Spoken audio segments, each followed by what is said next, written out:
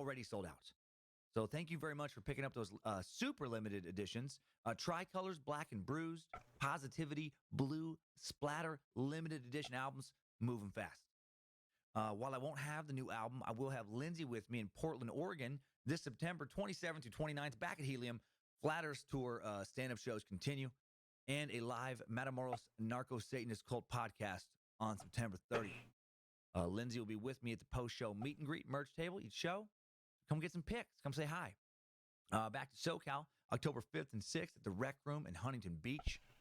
That room looks like an awesome place for a show. Lindsay will not be with me that week, but I'll be there. I'll be there entertaining the shit out of you. And then back to the Northwest at the Tacoma Comedy Club, October 11th through 13th. I believe Lindsay will be there, that one. And then another live Matamoros Narco-Satanist Cult podcast on October 14th. And then those will be my only Seattle area shows this year. The rest of the year's tour dates, dancummins.tv, Columbus, Ohio, Buffalo, New York, Spokane, Washington, St. Louis, Missouri, Grand Rapids, Michigan, coming down 2018 tour pipe. And now it's Mad Scientist time. It's Tesla time. It's time to light up this electric edition of Time Suck. Okay, first things first, Tesla Motors has no direct link to Nikola Tesla. He didn't invent the electric car. He never started a car company. The name of modern-day mad scientist Elon Musk car company is a homage to Nikola Tesla, though.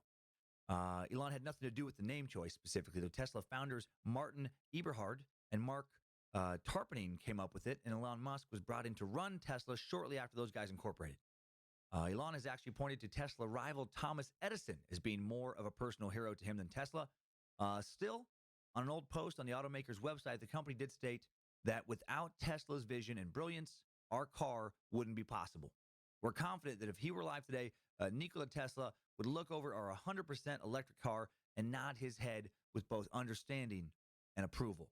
So clearly, they all hold him in high regard, as they should.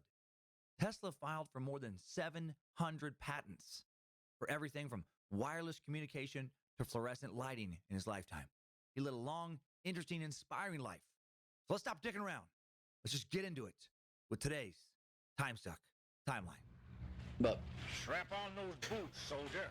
We're marching down a Time Suck timeline. Nikola Tesla was born on July 10th, 1856, to Milutin and Duka Tesla, ethnic Serbians, in the village of Smijan, Lika in the Austrian Empire, site of present-day Croatia. He was the fourth of 5 kids with 3 sisters, Marika, Angelina, Milka, and older brother Dane. His father, Milutin, priest in the Eastern Orthodox Church, a.k.a. the Orthodox Catholic Church, a.k.a. the Greek Orthodox Church. And his mother, Duka, was an altar boy. Kidding. Wrong Catholic Church. And I know most Catholic priests aren't into kids. Maybe. I'm not positive about that. I'm pretty sure some priests are not into kids. With the volume of scandals and well-documented practice of hiding predators, who knows how many Catholic priests do or do not want to molest kids today? I'm guessing / hoping the overwhelming majority do not have any interest in doing that. Tough times for priests, man. If they were a stock right now, they would be trading at all-time lows. But that's not what we're talking about today.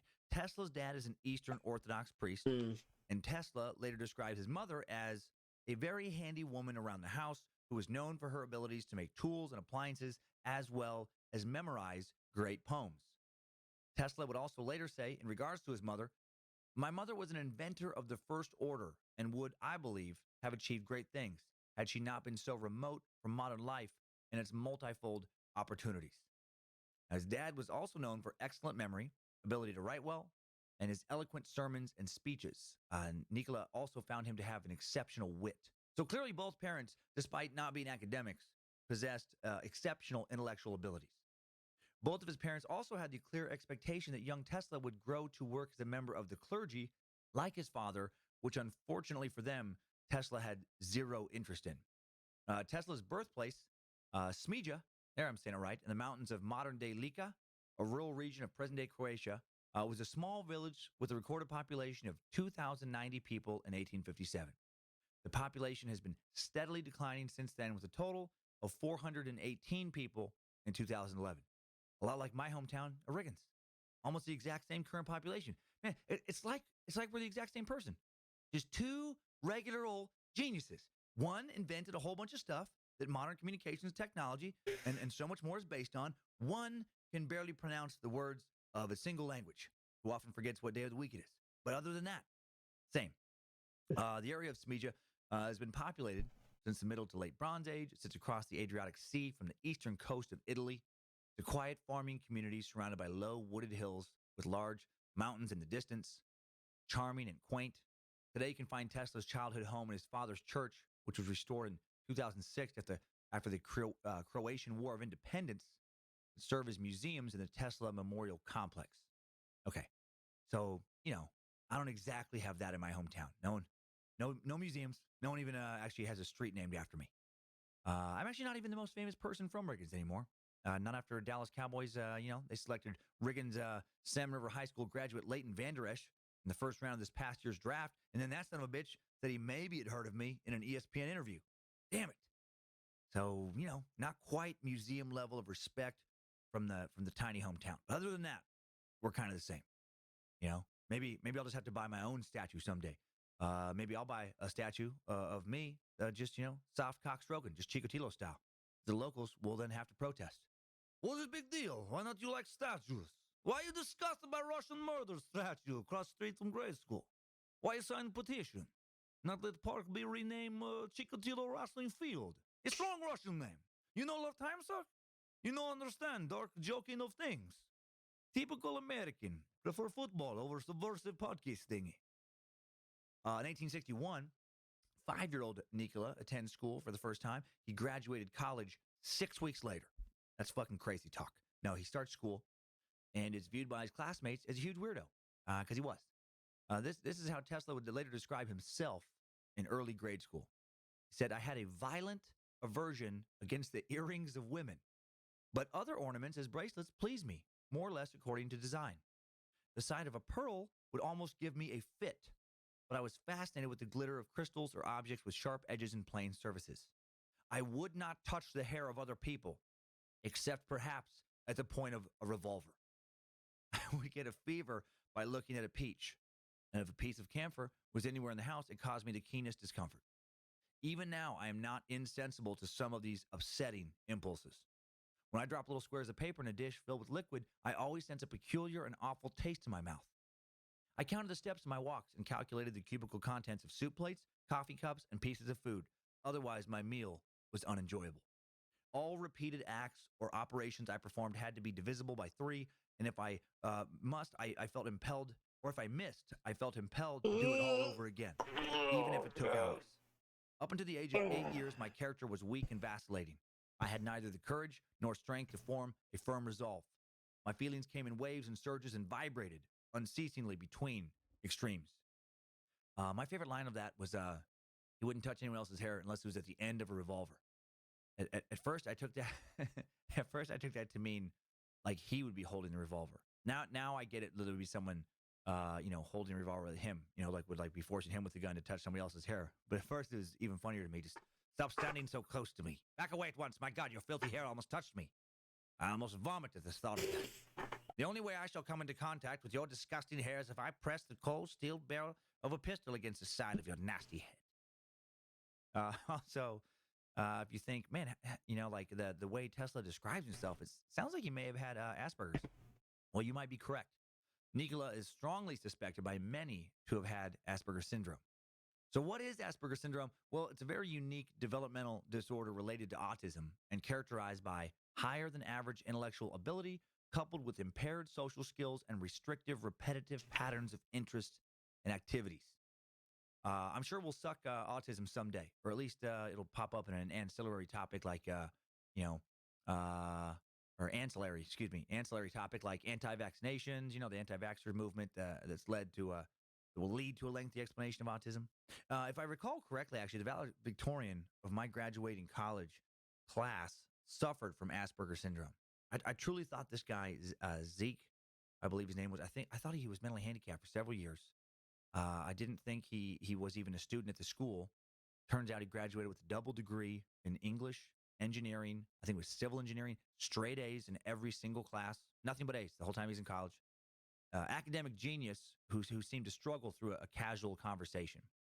I just think it's fascinating how the mind can work.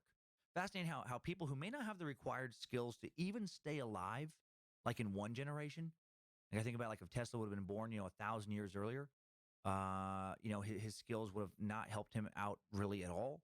But then can be one of the most important people alive in their generation. Timing really can be everything.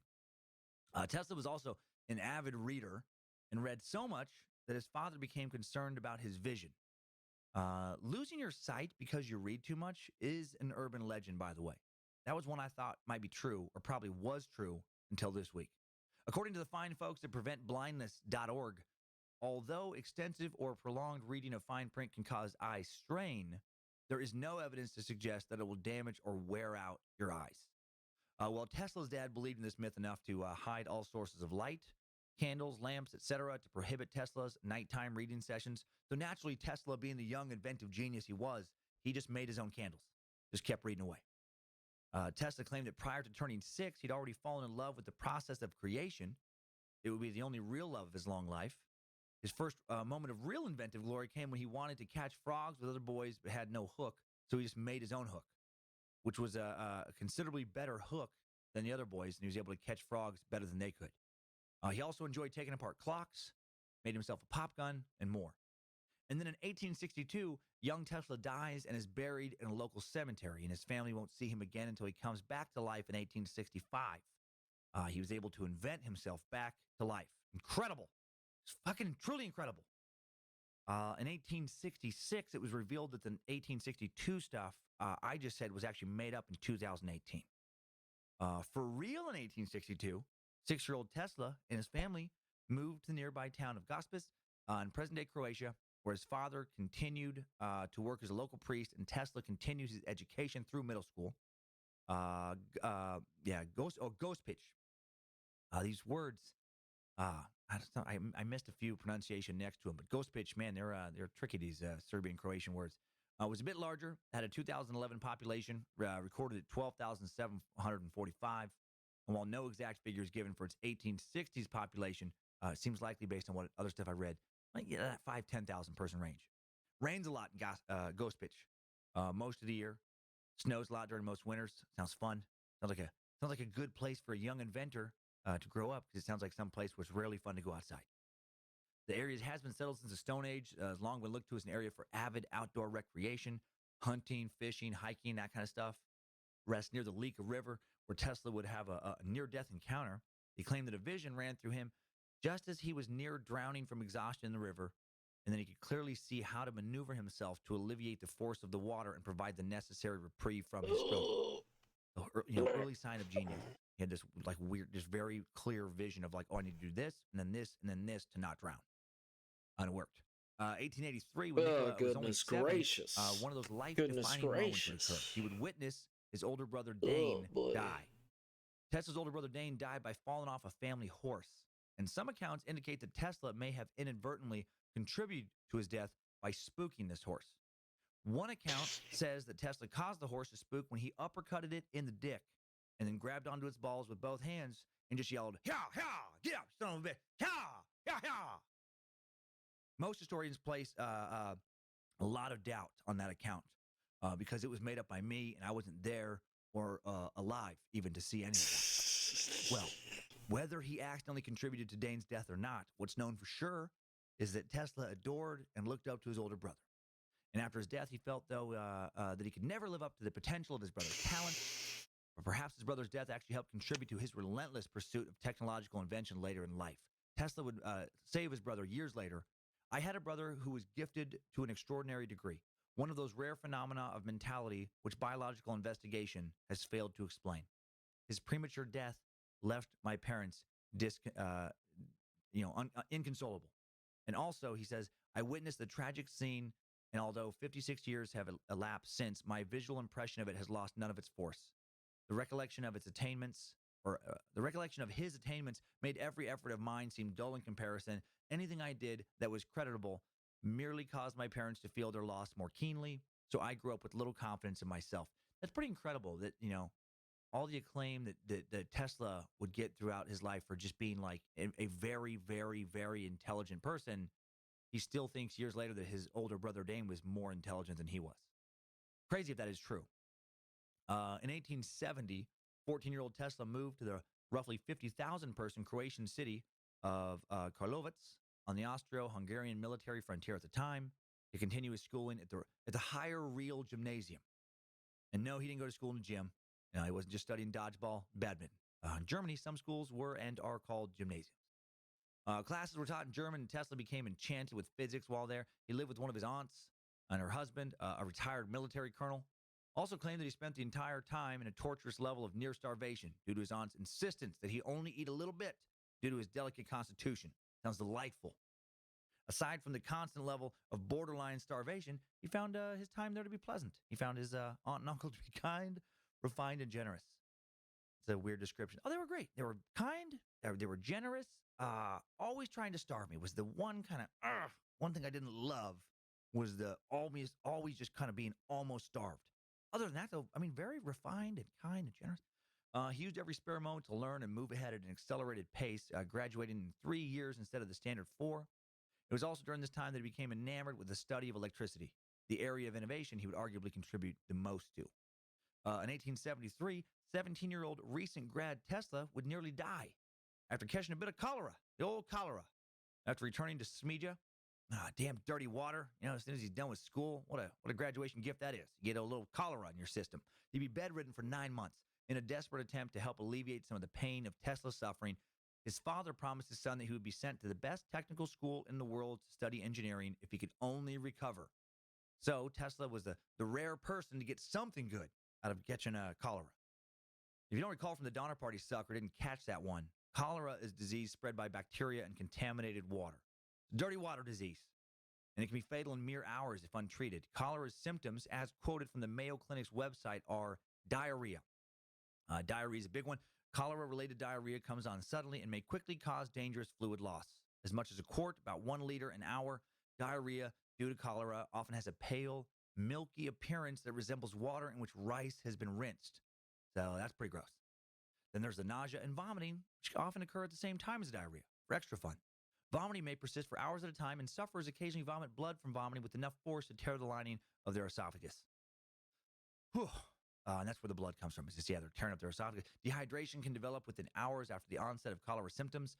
Depending on how much body fluids have been lost, dehydration can range from mild to severe. Loss of 10% or more of total body weight indicates severe dehydration.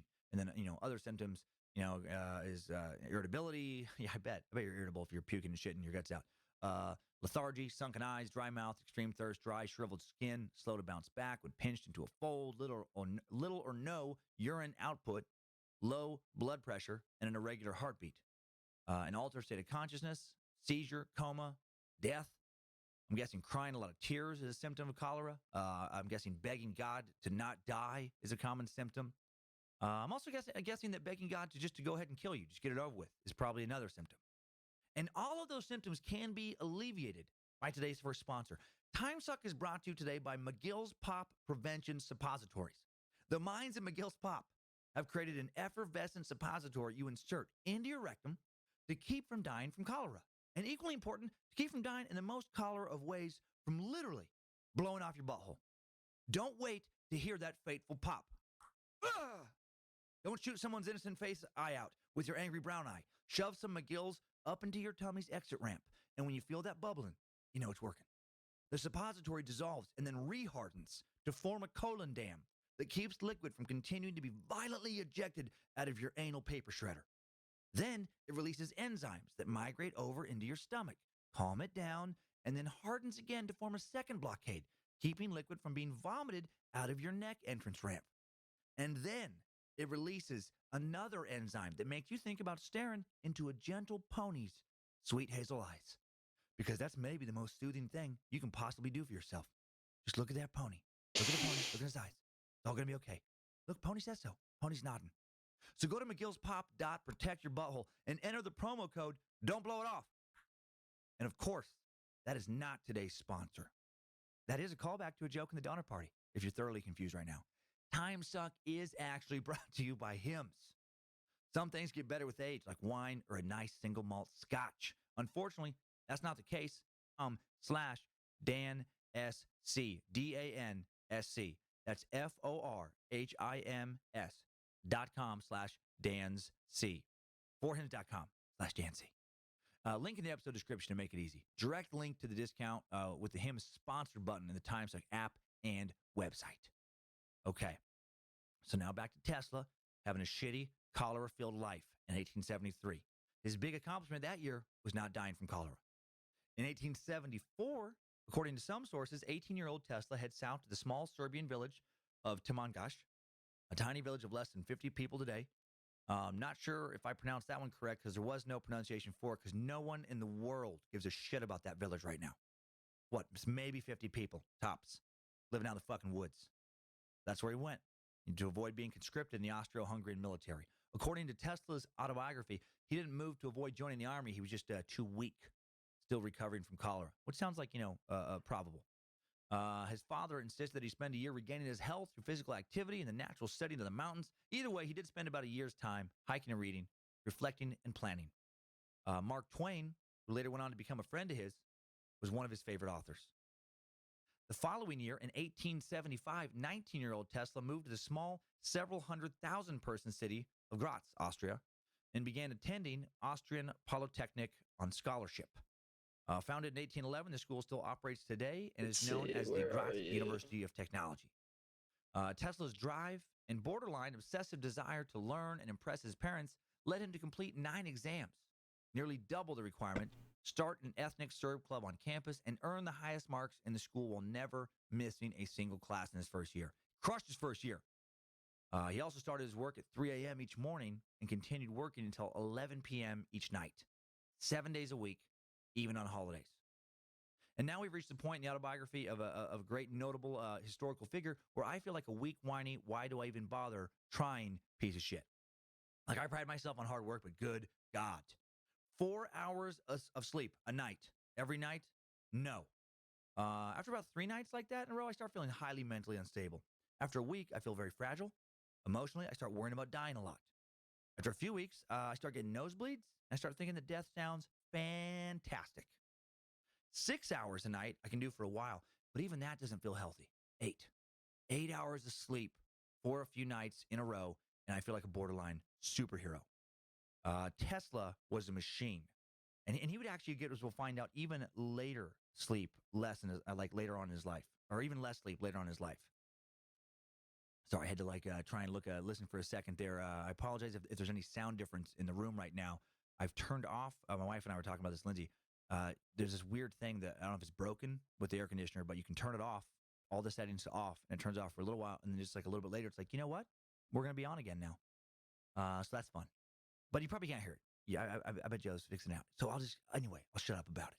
As impressed as I am with Tesla's, work ethic, his father at the time did not seem to be impressed.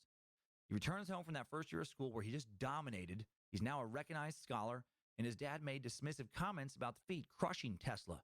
Dad just didn't seem to care. However, years later, after his father died, Tesla found letters from his professors that expressed great concern over Tesla's obsessive nature. They had written out of worry for Tesla's health and had advised his father to remove him from the institution before he literally worked himself to death. So it's possible that Tesla's dad just didn't want to encourage his son to work himself to death. Also possible his father was a dickhead, possibly, but probably the thing just of concern. I mean, that's crazy when you're like the valedictorian, you're crushing school, but then the professor's like, I don't think you should come back. Like, we think that he's probably going to die if he comes back. The dude just will not go to sleep. Like, we're encouraging him to study less. He's the only student in the history of the school where we're like, man, just fucking take it easy. Have a drink every now and again. Relax. When Tesla returned to school the following year in 1876, he was disheartened by his father's lack of apparent pride or even approval in his accomplishments, and he started gambling a lot.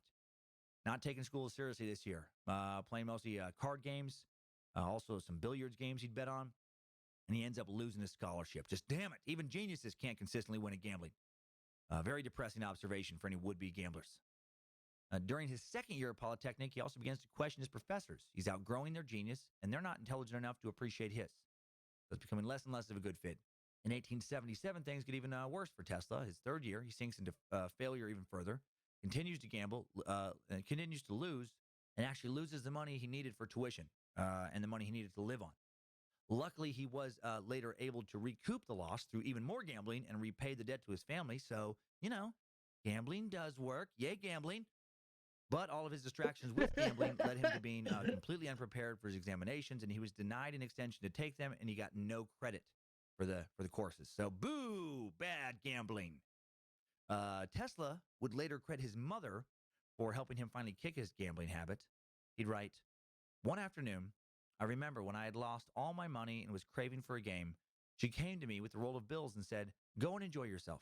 The sooner you lose all we possess, the better it will be. I know that you will get over it.'" She was right. I conquered my passion then and there and only regretted that it had not been 100 times as strong. I not only vanquished, but tore it from my heart so as not to leave even a trace of desire. Oh, man, mom guilt. One of the most powerful tools of persuasion in the universe.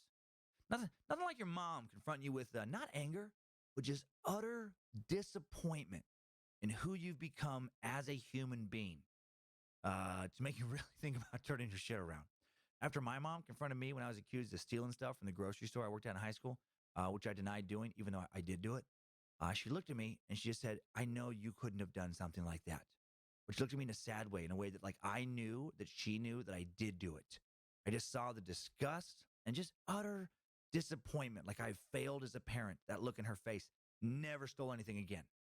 Other than some street signs in college, but that didn't feel like stealing, even though I got, charged with city theft. That was more anarchy. I filed that under anarchy. I filed that under crazy pranks. Anyway, Tesla stopped gambling. However, he didn't recover at school. Instead of returning and taking his exit exams in 1878, he ditches town and hides from his family.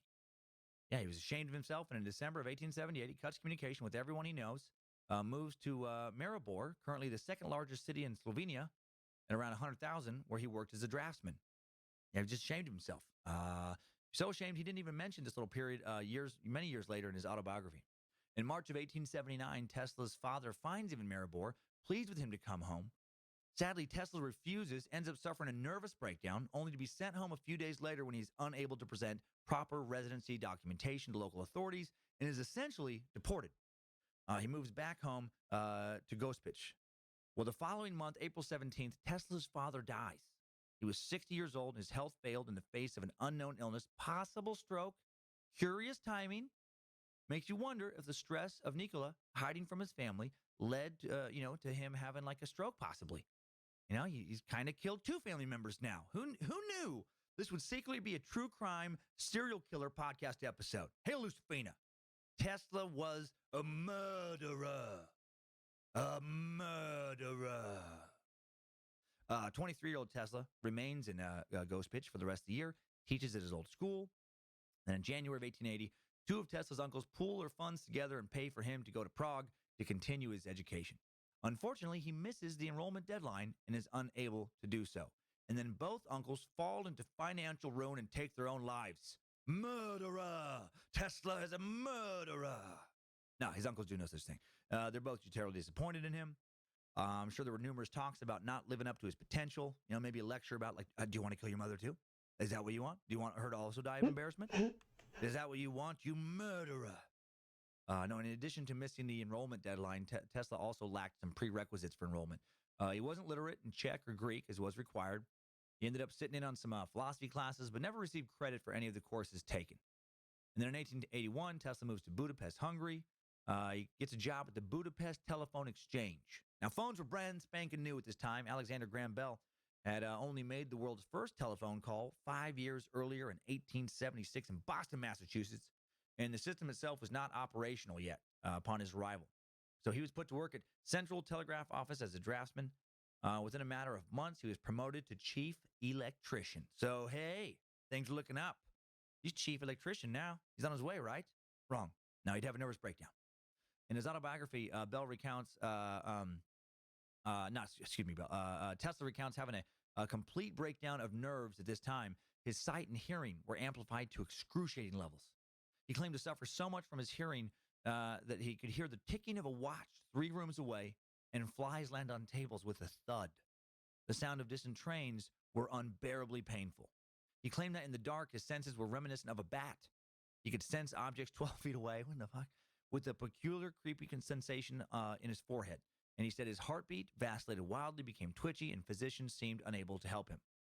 Luckily, over the course of the year, these symptoms faded, and he was able to regain his health. Yeah, he's this is something he would kind of he'd push himself too hard, and then have little breakdowns. Kind of one of his things. In 1882, Tesla moves to Paris and opens up a bagel shop. The end. Thanks for listening, everybody. This is a hell of an episode today. This is the best. The best. No, he goes to work for the Continental Edison Company and begins working for his future nemesis. He worked on a project involving installing incandescent lights in buildings around the city. This was a completely new process, and he quickly became an expert in electrical engineering. And then he suffered another nervous breakdown, a little one, and then he was back. He pushed himself to the brink of sanity, once again collapses, then back. And again, that's his style, man, all or nothing. By the way, the now 26-year-old has yet to go on a single date. Not one romantic encounter. A few scholars think Tesla was a closeted homosexual. Most think the dude just didn't have an interest in sex. At least not an interest that was stronger than his obsessive interest in technological innovation. Just no time for boobs.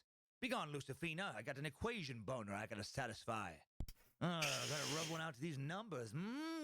Sexy numbers. Math and wires and sparks and thingamajiggers feel so good. Want to rub some of these gizmos and gadgets on my ding-dong. That was probably what some people would refer to as a bit much. Also in 1882, Tesla was out at a park one day with a friend, and while he was reciting Faust, as nerds sometimes do, he was struck with the idea of how to solve a problem creating and utilizing an alternating current, AC power. After a few years of working, and this is going to be like his thing that he focused on for most of his life. After a few years of working for the French branch of Edison's company, one of Tesla's supervisors, Charles Batchelor, gets sent overseas to the U.S. to run Edison Machine Works in New York City in 1884, and he recommends that Tesla be brought along with him. His recommendation is accepted, and on June 6, 1884, Tesla arrives in New York City and begins working for the company on Manhattan's Lower East Side. And then in July, Tesla has another 19 nervous breakdowns. He does not. I keep expecting him to have more. He does have a very stressful trip to the U.S. Trip is a nightmare. He had his ticket, luggage, and money stolen while trying to get to the ship. Then after he finally gets aboard, a mutiny breaks out during the trip, nearly resulting in Tesla being thrown overboard. When he finally makes it to the U.S., he literally has 4 cents left in his pocket. He also has a few poems and a handful of other belongings.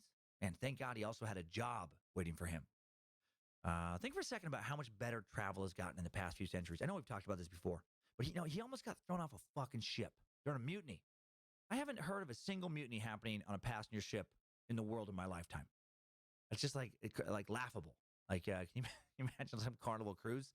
74 people died on a Carnival cruise ship in the Caribbean this afternoon when there was a mutiny aboard. It's insanity. Think about the voyages I talked about in the immigration suck. Like people dying on the boat left and right in the 19th century. Not really that long ago. Man, travel a lot better. Like I've flown hundreds of times at this point, literally several hundred flights, easy. Not one death that I know of. Not one medical emergency serious enough to even have the plane land in an airport it wasn't originally intended for. Seems like every trip during Tesla's time and before was just filled with death and despair. So, a little bright spot to take away from this episode. As annoying as life can be sometimes, way better now. Way better. Tesla was initially unimpressed with New York and America. He'd write, "What I had left was beautiful, artistic, and fascinating in every way. What I saw here was machined, rough, and unattractive." Tesla was impressed by Edison. He found him to be a wonderful man, and he respected how much he'd accomplished despite not having any early advantages or any scientific training. His opinion of Edison would soon change. Quick few words on Thomas Edison. Thomas Alva Edison was an American inventor and businessman born on February 11th, 1847, just 9 years before Tesla, in the little 1,000-person town of Milan, Ohio, just under 60 miles west of Cleveland. His mother taught Edison at home, so homeschooler, oh boy. Much of his education came from reading R.G. Parker's School of Natural Philosophy and the Cooper Union for the Advancement of Science and Art. Edison also developed hearing problems at an early age, another disadvantage. The cause of his deafness had been attributed to a bout of scarlet fever during childhood and recurring untreated middle ear infection. He wasn't completely deaf, just had, some hearing loss. He later sold candy and newspapers on trains running from Port, Huron, Michigan to Detroit. Sold vegetables to supplement his income as a young man. He studied qualitative analysis and conducted chemical experiments on the train, like a young genius does. Later, Edison obtained the exclusive rights to sell newspapers on the road, the first venture in Edison's long streak of entrepreneurial success. He'd found 14 companies over the course of his life, including General Electric, which is still one of the largest publicly traded companies in the entire world. He was one of history's premier inventors, developing many devices that greatly influenced life around the world, including the phonograph, the motion picture camera, the water balloon, and the long-lasting practical electric light bulb. Dubbed the Wizard of Menlo Park, he was one of the first inventors to apply the principles of mass production and large-scale teamwork to the process of invention. And because of that, he is often credited with the creation of the first industrial research laboratory. Man. And he also did not invent the water balloon. That was nonsense. Funny if he did, though. Funny if he did, and if it was also considered one of his finest inventions. We award the Nobel Prize to none other than Thomas Edison for his pioneering work with water balloons. Joy brought to the lives of millions of children. Cold, wet anguish also brought to the lives of millions of children. And, of course, the occasional eye injury. Edison and Tesla would soon become intense rivals. But you know what? Edison suck. So fuck Edison right now. Back to Tesla. While working for Edison, Tesla was tasked with repairing malfunctioning lighting aboard the SS Oregon, a record-breaking British passenger liner that was the fastest ship to cross the Atlantic in 1884. The Oregon was delayed in its sailing due to this lighting issue. Edison was irritated by it. It was a difficult task due to the way the system had originally been installed. He was having trouble figuring out how to fix it. And then Tesla shows up and fixes it in less than 24 hours. Works around the clock. He goes in for work one morning, stays until the following kind of early morning, and then has the problem fixed and walks home. While walking home, Tesla encounters Edison by chance as Edison and others are heading home from a night of drinking. Edison makes a comment about Tesla being out all night as well, a reference to partying, whatever. Tesla corrects him and explains that, no, he just stayed up and fixed that problem with the SS Oregon. All good now. Edison didn't say anything, just kept on walking with his friends. But Tesla apparently overheard him at a short distance away say that Tesla was a damn good man. And then Tesla and Edison continued to work well together for about 6 months before Tesla abruptly quit over essentially what amounted to a bad joke. Shortly after fixing the SS Oregon, Edison told Tesla he'd pay him $50,000 for an improved design for some DC dynamos, his direct current electric generators. Well, these dynamos were the first instruments used as electrical power suppliers. After months of long nights and experimentation, Tesla presented Edison a solution to his dynamo problem. And when Edison liked it, he asked for his $50,000. And then Edison allegedly said, Tesla, you just don't understand our American humor, The whole no, I was kidding about that. And then Tesla got super pissed and quit. Now, I'm sure there's a bit more to the story than this, but that's the gist. I bet Edison was not joking as much as he just probably didn't think that Tesla could actually fix it.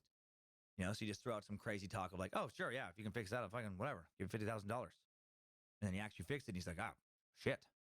Pretty ballsy for Tesla to walk out over that, considering he'd only shown up less than a year earlier in a country where he had zero relatives, didn't know anybody, except for that one business connection, and he had 4 cents in his pocket.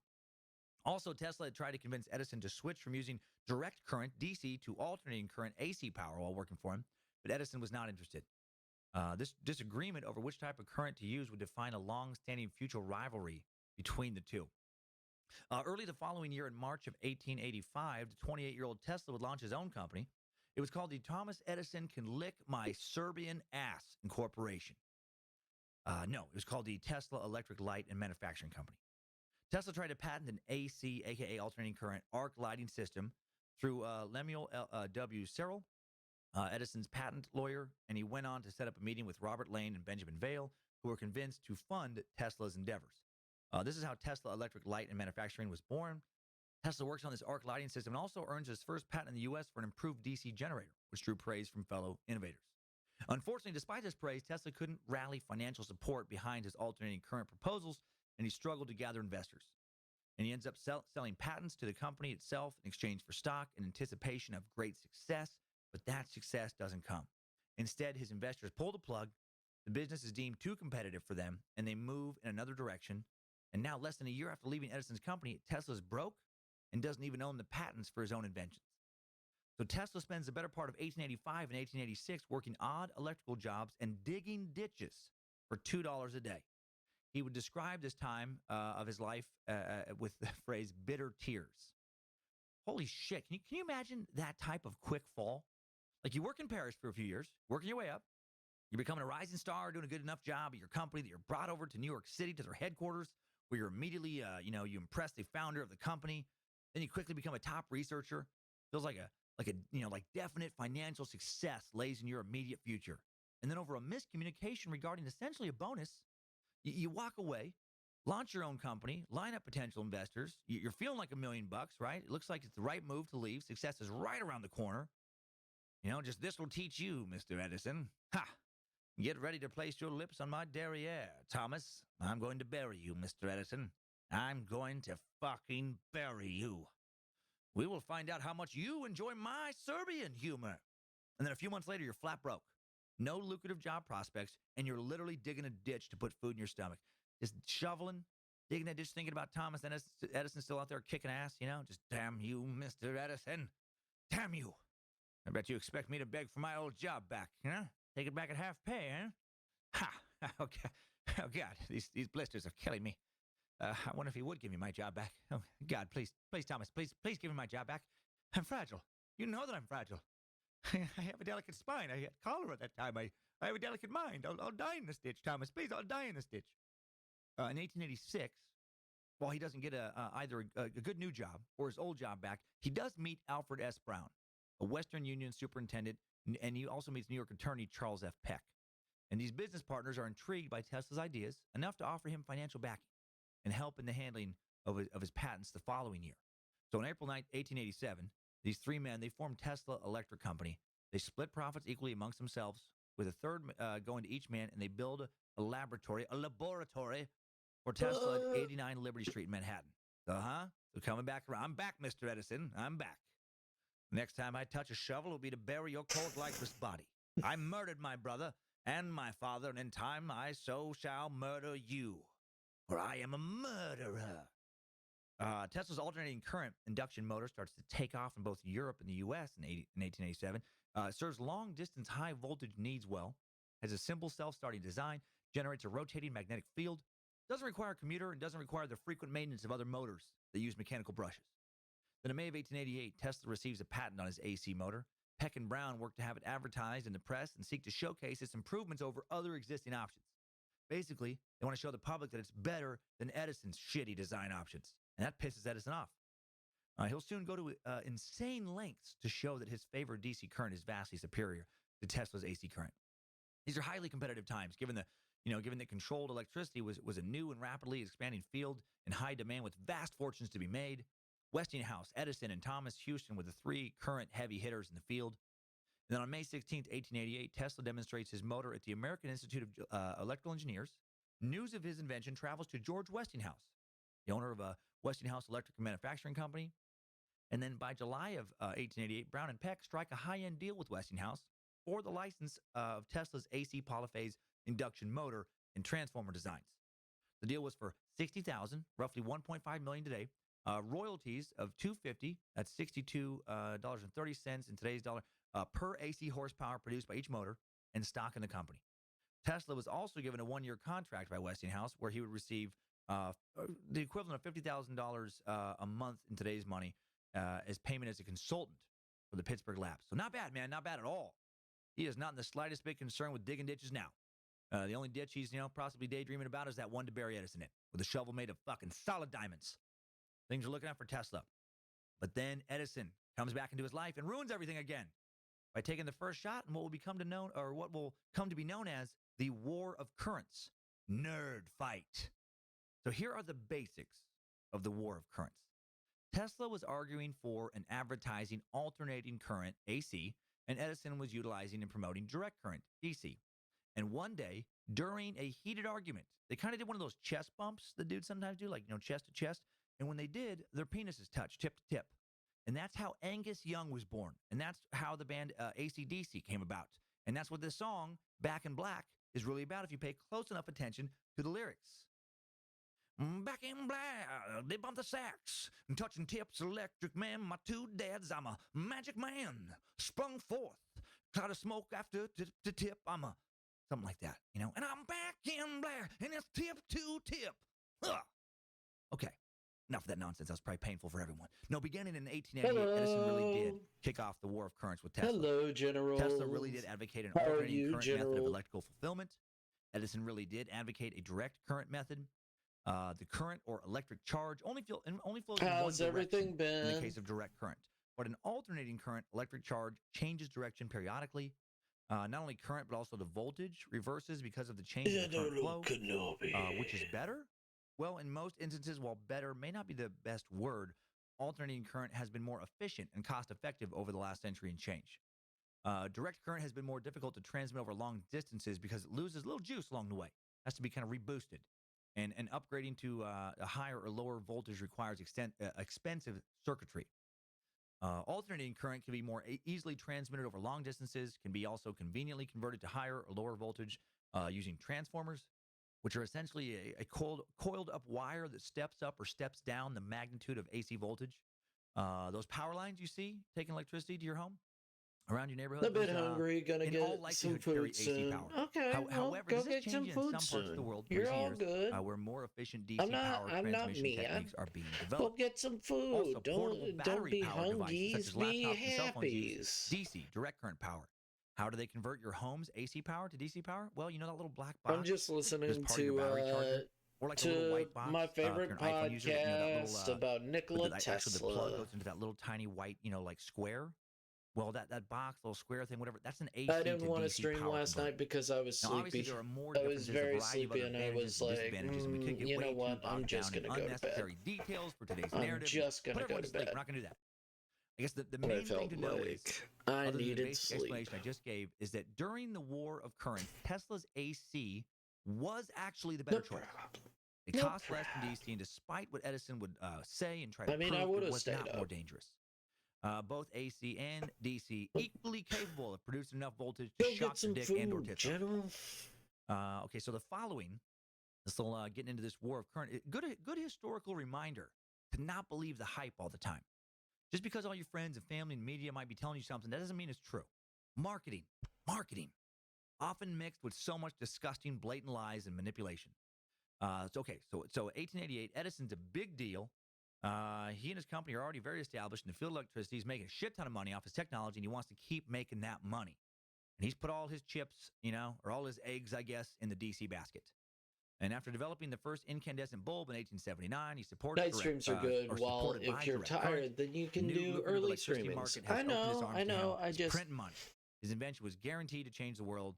His invention was just let there be light. Early morning streaming is. Edison, while quickly understanding that his invention was guaranteed success, also knew to have I'm not at my best. That's very smart. I'm very much not at my best. It has limitations when being used over long distances. It's hard to kick back the power and stuff like that. The energy is just not there from night streaming. Method of transmission. He's not happy about it. He's not happy about it. I don't know what it is. It feels like I have to take longer personally to wake up and just do stuff. Like my brain has a bit to start up in the morning. Or if I just keep going, it's already there. Edison actually stated at one point, just as certain as death, Westinghouse, which is Tesla's AC system, will kill a customer within 6 months after he puts it in a system of any size. He knew this wasn't true. You don't really see companies do that anymore, by the way. Can you imagine if the CEO of Ford showed up in a commercial and just said something like, go ahead, buy a Chevy. And then when it hits someone and you're done washing your dead children's blood off the inside of the windshield, maybe you'll be ready to buy a Ford. Ford tough. It's fucking crazy. Just to to say that your competition is going to just kill its customers. Back in 1887, Edison everybody's different. Everybody has those different moments. When a dentist from Buffalo, I like it a little bit more. I'm way more like the day, and I was just last night.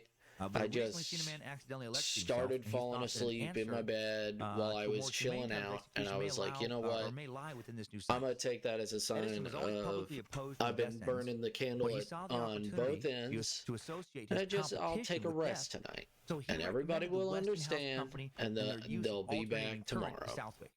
And it worked. And then I woke up this morning and I was like, man, I could stream later tonight. And then I was like, no, I want to stream now. And it was horrific. The generator was charged with 1,000 volts, assumed to be inadequate amount to induce quick unconsciousness and then cardiac arrest. The chair had already been thoroughly tested. A horse had been successfully electrocuted the day before. Current was then passed through Kemmler for 17 seconds. The power was turned off and Kemmler was declared dead. However, he wasn't. Witnesses noticed Kemmler was still breathing. The attending physicians come forward to examine Kemmler, confirm he is still alive. A doctor calls out, have the current turned on again, quick, no delay. Kemmler was then shocked with 2,000 volts. Blood vessels under his skin began to rupture and bleed, and some witnesses would actually later claim that his body caught fire. The New York Times reported that an awful odor began to permeate the death chamber, and then as though to cap the climax of this fearful sight, it was seen that the hair under and around the electrode on the head and the flesh under and around the electrode at the base of the spine was singed. The stench was unbearable. So they're cooking this guy. Witnesses reported the smell of burning flesh, and several nauseated spectators unsuccessfully try to leave the room. The execution ends up taking 8 minutes.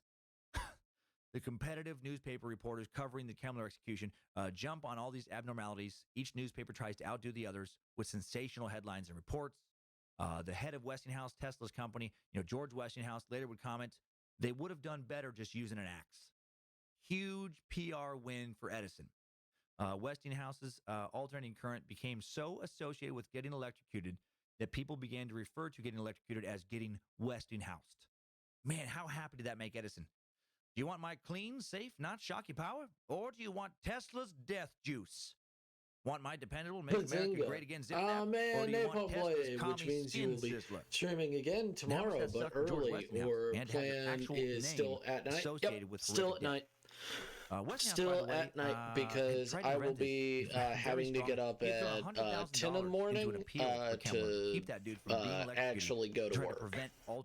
So there is no point in me streaming at fucking... And this wouldn't happen until 1890. Meanwhile, back in 1888, Edison was just, he wasn't just sitting around hoping for an opportunity like that to present himself. He was making shit happen. He was touring the U.S., putting on presentations, or at least funding presentations. Other than that, news has been good about my mom. She thinks that the insurance is not going to pay for her to stay at rehabilitation. And she's like, can you stay with me? And my thought is that I am 100% sure that one of your children has enough money to pay for that gosh darn doctor visit. Killed by an engineer and anti-alternating current advocate Harold Brown. Stray dogs, have you been Napalm Blade? And if you want to do Bazinga, there is a Bazinga button. June of 1888. There is a Bazinga button. To warn of the dangers of alternating current. If you want, I can do it. Water dish hooked up to an AC dynamo. You're like, I don't have money, which is fine. Man, times were different. Again, can you imagine getting away with doing anything remotely like that today? Just like, my God, just the public backlash. Well, I mean, the laws you break and everything too, but just to prove that my carbonated Life Bubble soda is far safer than my competitor's Big Bubble Cola, despite being just as bubbly. I had 5 of these pigeons drink Life Bubble and 5 drink Big Bubble. Bazinga! Sorry. There you go. Life Bubble. So yes, Life Bubble. There 5 you drink, go. 5 Life Bubble, and then the 5 drink Big Bubble. What? Now watch carefully. See that? That pigeon just exploded. So did that one. Oh, and the other 3. All 5 of the Big Bubble Cola drinkers just had their stomachs blow up. You see what I'm talking about?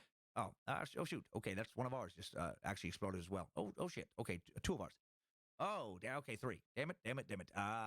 But okay, that seems to be it. So 5 of their pigeons exploded to death. 2 of ours lived. So Life Bubble, the safer bubble drink. By the way, pigeons blowing up from drinking carbonated beverages seems to also be just urban legend. As does the Alka-Seltzer thing blowing them up. Probably best not to test it, though. Don't test it. Edison would test it, though, if he could. He clearly didn't give a shit. Well, George Westinghouse, he sees how this is playing out. He writes Edison a letter at one point saying, I believe there has been a systemic attempt. I'm good. Hope your day is going well. I wish your mom good health. She will be fine. As far as I can tell, she'll be fine. I also don't want to live in her house because she will not be able to get up he does continue and around. Stray dogs for 25 cents each to use in many. And I know what I'll have to do is help her around.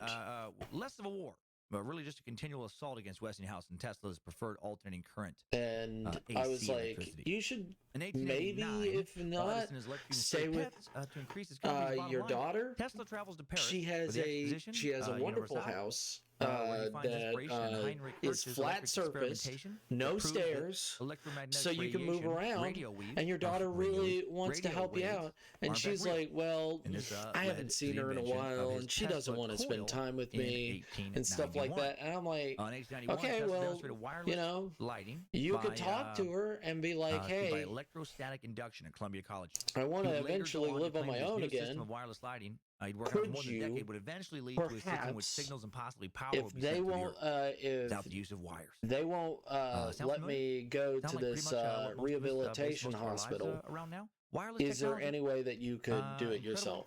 And by the way, hey, Next Husky, my God, how have you been? Going back then, July 30th, 1891, Tesla became a citizen of the United States. Hope you're doing well. Tesla coil.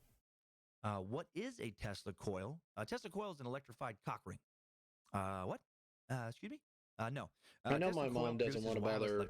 You've probably seen a version of one in the museum. Bother. Even some Fry's her two other children. It's a metal coil that shoots out what looks like lightning bolts.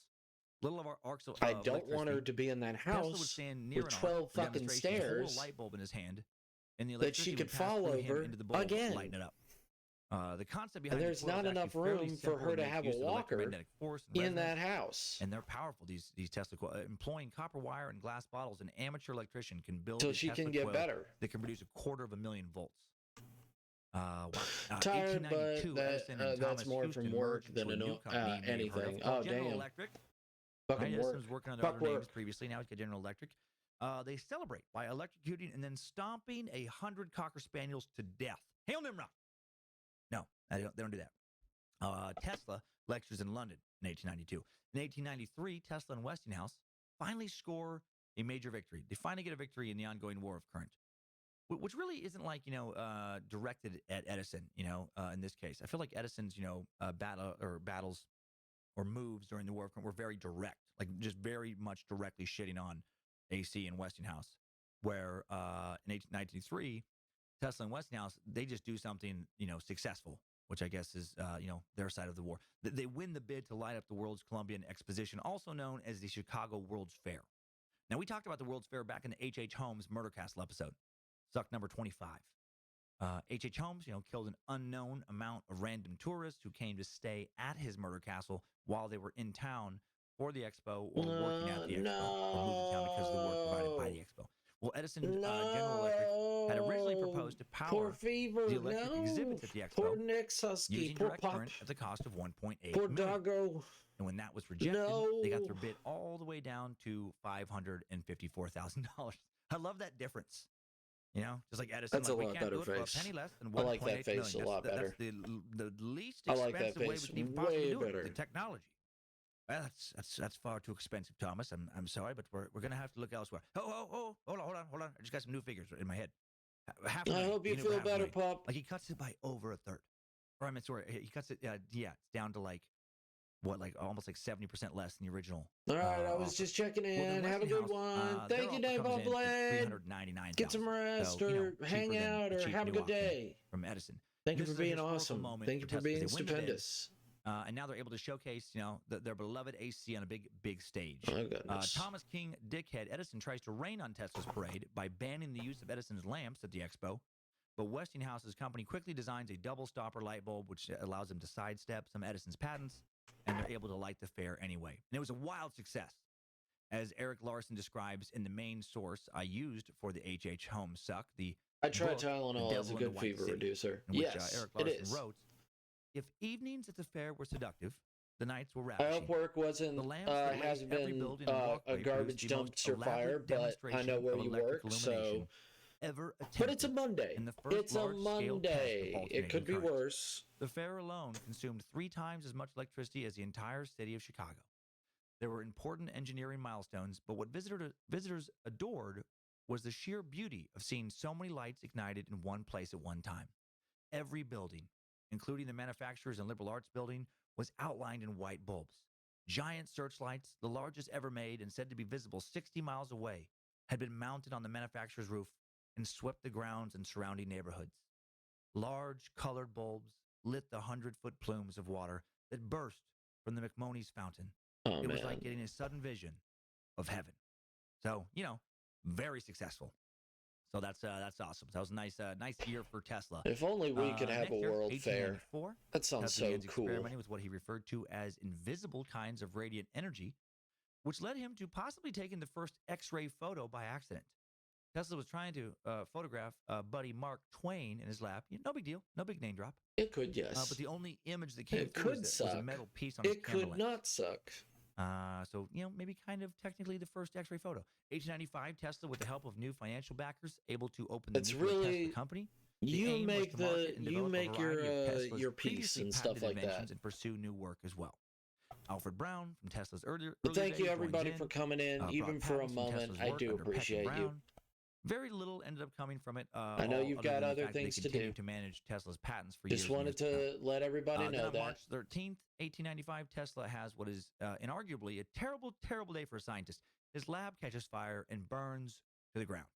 Notes, research, models all go up in smoke, and he is crushed. The New York Times quoted him as saying, "I am in too much grief to talk. What can I say?" Can't imagine. I've had hard drives crash, and that feels terrible. My photos, my documents. My old emails that in all likelihood I would have never looked at again, but gave me great comfort to know that I could if I wanted to. No! November of 1896, Tesla finishes work on a project on a brand new dam at Niagara Falls. Using his AC system, the power generated from the falls would produce enough electricity to power all of Buffalo, New York. I know that with a little bit of time and effort, achievement. Niagara Falls, hopefully the first that major fever will go down. Power plant in the world. Dr. Charles F. Scott, Professor Emeritus of Electrical Engineering at Yale University, former president of the American Institute of Electrical Engineers, would say at the time, the evolution of electric power from the discovery of Faraday in 1831 to the initial great installation of the Tesla polyphase system in 1896 is undoubtedly the most tremendous event in all engineering history. So, high praise. Now wealthy for the first time, Tesla becomes a scientific free agent, spends the next 12 or so years bouncing around Manhattan, renting various spaces as laboratories. He can often be heard muttering under his breath, just, "Fuck Thomas Edison. I'll bury him yet. Bury him in one of those ditches he reduced me to digging. We'll see who laughs last, Edison. Yes, we shall see." In 1898, Tesla freaks out an audience at Madison Square Garden when he demonstrates his automaton boat that was radio controlled. Basically, the world's first remote control boat. People witnessing this hard to mentally process event, because they'd never seen anything like this, they attributed the small boat's ability to move to either magic, telepathy, or to the small monkey that appeared to be captaining it. Seriously, they had like a little monkey on the boat, and they truly believed that the monkey was the one controlling it. Just a totally normal boat captain monkey. Tesla tried marketing his invention to the U.S. military, but they didn't buy it at the time. Radio-controlled items stayed fixed in the realm of playthings until World War I, when countries would begin to utilize it. Sadly, he did not decide to tour the world with his boat captain monkey and devote the rest of his life to fuck with people's minds. That'd be great. I introduce to you Zanzibar, the world's first monkey boat captain. Tell him where you'd like him to go, and he'll do it. He understands all human language, all of them. And no one navigates the sea like Zanzibar. Tesla, godfather of remote control cars and drones. Dude, how cool is that? 1899, Tesla moves to Colorado Springs, Colorado, and starts smoking so much weed. He gets good at hacky sack, becomes known for baking the most magical brownies you've ever tasted. He subscribes to a vague political and spiritual ideology of just be cool, man. Just let it all happen, man. Don't worry about it. He stops eating meat, stops washing his hair, spends a long time with some musician friends, playing 20-minute long solos full of so many deeply groovy guitar riffs. No, he doesn't do that. He sets up an experimental station. He chose the location for its high altitude as he was interested in studying the conductive nature of low-pressure air. All this guy cared about was his scientific work. Still no romantic life. The dude would never, ever date a single person. No rumors of love affairs. No strong indication, he ever had a sexual experience of any kind. Probably shocked his ween every time he got a boner, just until he conditioned it to just stay limp. What is the big deal with limp dick? I like Tesla. I feel like he understands Gigatillo on some level. He focuses on spark and lightning. I focus on jerk and wrestle. Get out of here, Chuck T. You already showed up in this episode, you son of a bitch. You have no place here. What is the big deal? Go on, get. Tesla really did, unlike Edison, focus only on the scientific life. Edison would actually father 6 children. He was married twice. Dude, found time to get it on. 1899, Tesla also looking for the ability to create a much larger working space for his growing experimentation in Colorado. He announced his plans to create and deliver a long-distance wireless telegraph from Pikes Peak to Paris. So basically in 1899, I like that body a little bit more. The internet. Think about what this dude could do if he was alive now. Like if he working on, some kind of teleportation machine, beaming us around like Star Trek. Elon Musk would probably be his assistant. Or maybe he and Elon would push each other. Maybe they'd be rivals, like him and Edison. It'd be the war of space travel instead of the war of currents. I'm so amazed by the genius of people like this. Also in Colorado, he built a massive coil in his new lab that was capable of producing millions of volts. He's able to produce lightning that can travel to 135 feet with this. He studies it in depth. He also scared the shit out of the locals. He was like a dark wizard to these people. They couldn't comprehend him, what he was doing. He was a mad scientist. They probably thought he was working on some kind of Frankenstein up there. Tesla began to notice strange signals from the receiver in his lab around this time and began to speculate that he was picking up messages from outer space, from other planets. The media caught hold of this and had a field day, mocking him, claiming that Tesla was, talking to Martians. Tesla himself went on to wonder about this for at least a couple years, making occasional remarks about it, but never solidifying where the messages originated from or what they meant. He was widely mocked, as geniuses sadly often are, by the ignorant masses who just aren't intelligent enough to begin to understand him.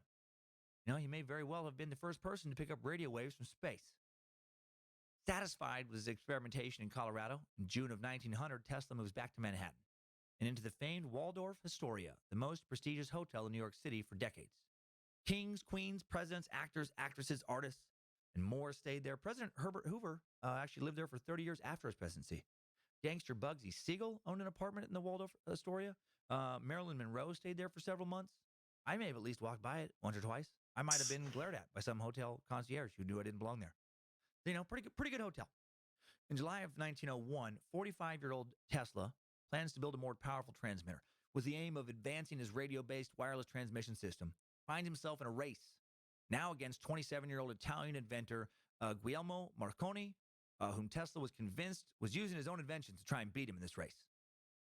Tesla secured $150,000, over $3.8 million in today's money, from J.P. Morgan to build the Wardenclyffe Tower, a.k.a. Tesla Tower, in Shoreham, New York, an experimental wireless transmission station in this race. Tesla intended to transmit messages, even images, across the Atlantic to England and to ships at sea, based on theories of using the Earth to conduct the signals. Again, dude is trying to invent the internet at the dawn of the 20th century. Well, Marconi won the race by transmitting the letter S from England to Newfoundland in December of 1901, and history has credited him as the inventor of the radio. Tesla was quoted as saying, "Marconi is a good fellow. Let him continue.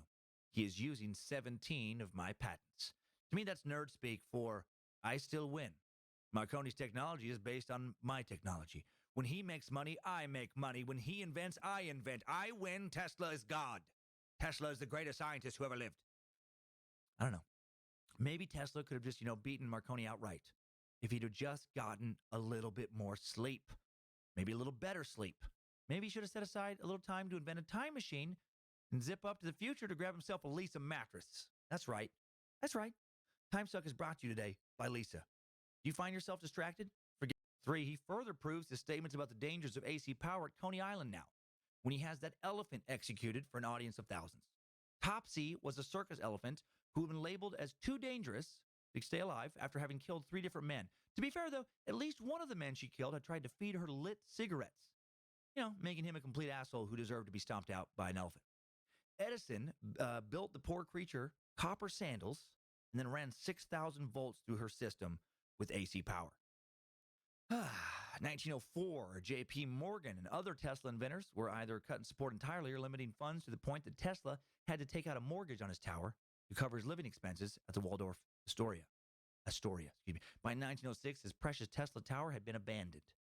In 1906, Tesla opened offices at 165 Broadway in Manhattan. Trying to raise further funds by developing and marketing his patents. On his 50th birthday on July 10th, 1906, Tesla demonstrated a 200 horsepower, 150 kilowatt, 16,000 RPM bladeless turbine. Cool, but unfortunately this invention made him very little money, and his financial problems continue. In 1909, Marconi receives the Nobel Prize for contributions to the field of wireless communication. This apparently just about breaks Tesla. And then at the awards presentation ceremony, he tells the crowd gathered there that the award is dedicated to his mother for always being there for him and always supporting him, and also to Nikola Tesla, who could, quote, suck his dick and die and go to hell. Well, this remark is a standing ovation, and Tesla is devastated. Now, of course, that never happened, but Tesla's feelings were hurt. He'd yet to have won a Nobel Prize, and he felt he'd contributed so much more than Marconi. Tesla would actually never win a Nobel Prize. In 1910, Tesla sets up another lab at the Metropolitan Life Tower, where he'd stay until he could no longer afford the rent there. Has to move out in 1914. 1913, his primary backer, J.P. Morgan, dies. 1914, he rents some space in the Woolworth building until he could no longer afford that rent either. In 1915, money woes continue, and Tesla loses the Tesla Tower now completely. It's, no longer been, hasn't been in use for almost a decade anyway, but now it's lost to foreclosure. The tower's demolished. Also in 1915, Tesla sues Marconi's company for infringement on his, wireless patents and loses this case. Also, on November 16th, 1915, a Reuters news agency reports from London that Tesla had won the 1915 Nobel Prize in physics. That it was given to Thomas Edison and Nikola Tesla. However, on November 15th, a Reuters story from Stockholm states the prize is being awarded to Sir William Henry Bragg and William Lawrence Bragg for their services in the analysis of crystal structure by means of X-rays. Some Tesla biographers believe that Tesla and Edison were actually supposed to have won that award. They were offered it first, but that they hated each other so much they refused to share the award. Now, the Nobel Foundation has said that this never happened, but the rumor persists. Tesla moves around Manhattan for some years after this, renting various spaces, struggling to find any investors, then moving out, leaving piles of unpaid bills behind him. He continues to ask J.P. Morgan's son, after J.P. had died, for money, but doesn't get it, ends up in near bankruptcy.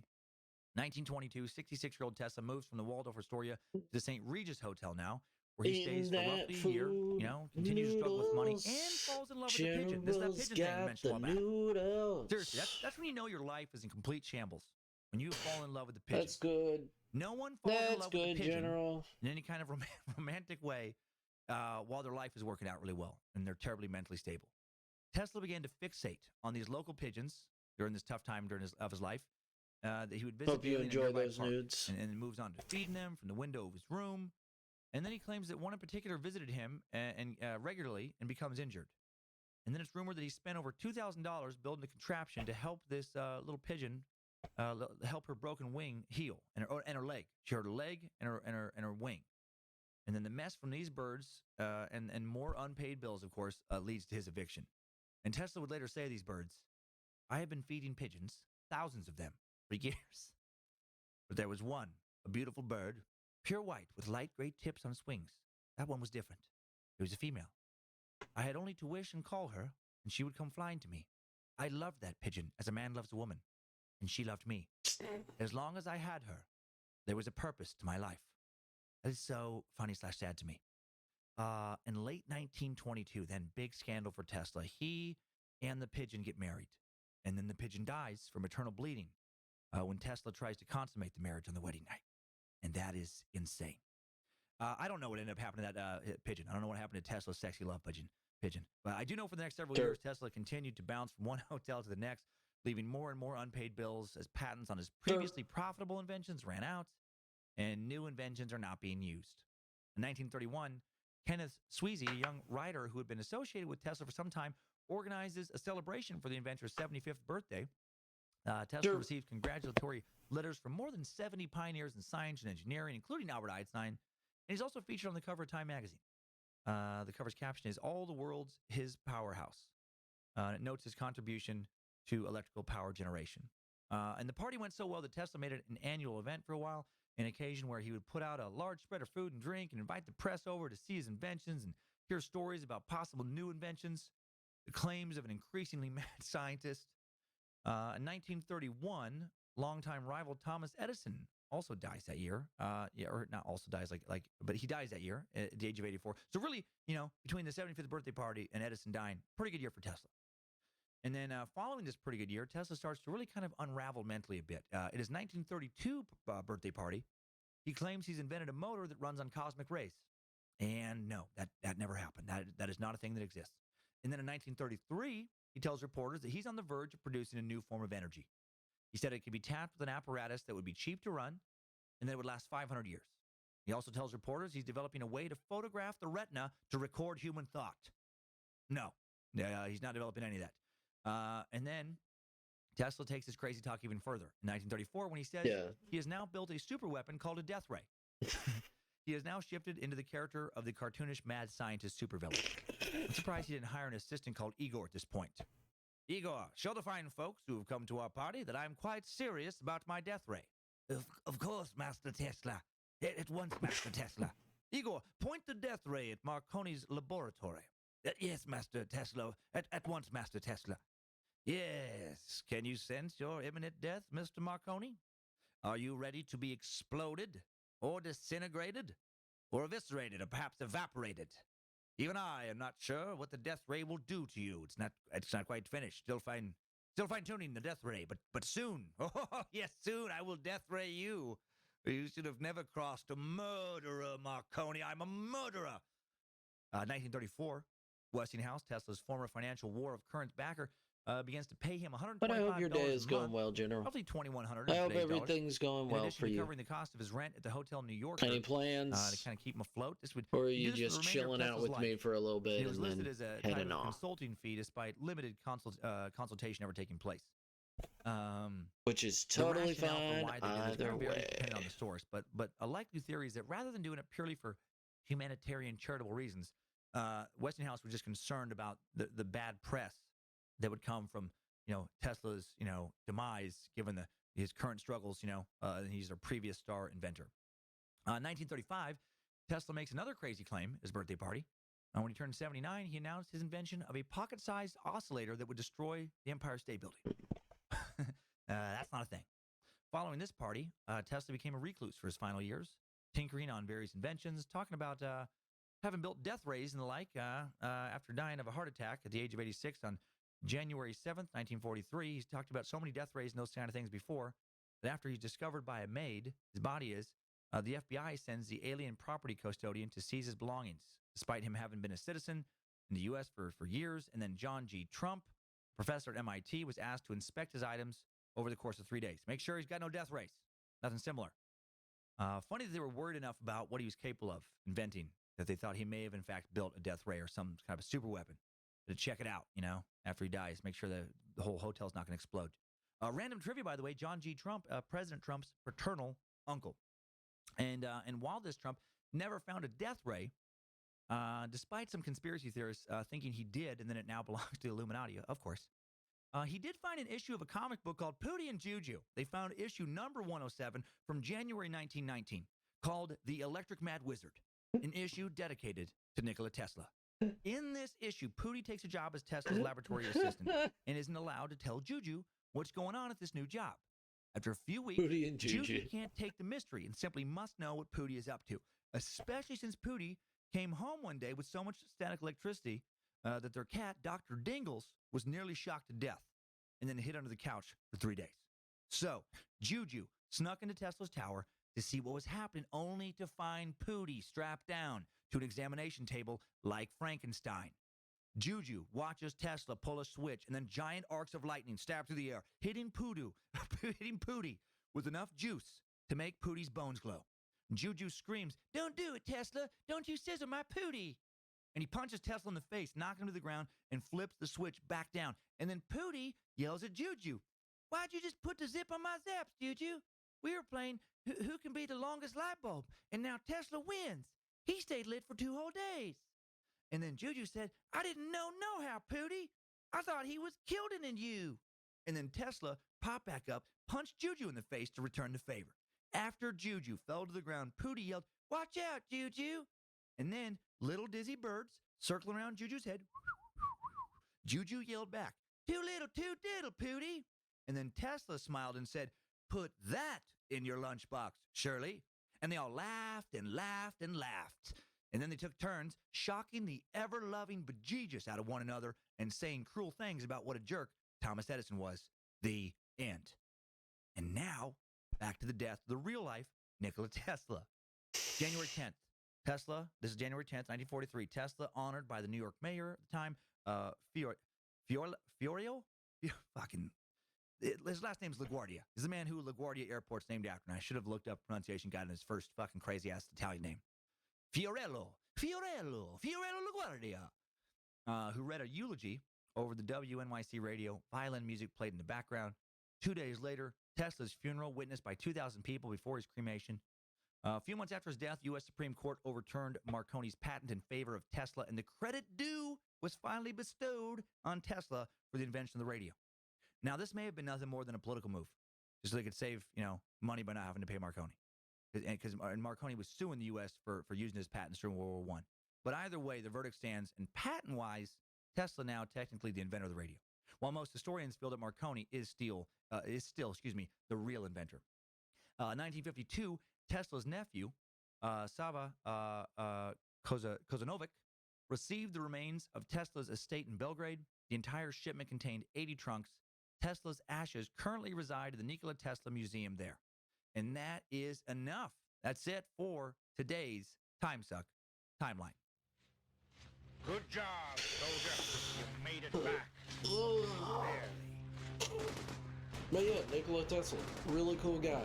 Really awesome dude. Nikola Tesla came a long way from little Serbian imperfect, as all humans are. Son of a rural priest and a homemaker, impressive. He possessed an extremely special mind, devoted his entire life to the exploration of his many, many ideas. Yeah, sure, he had some wacky ones towards the end.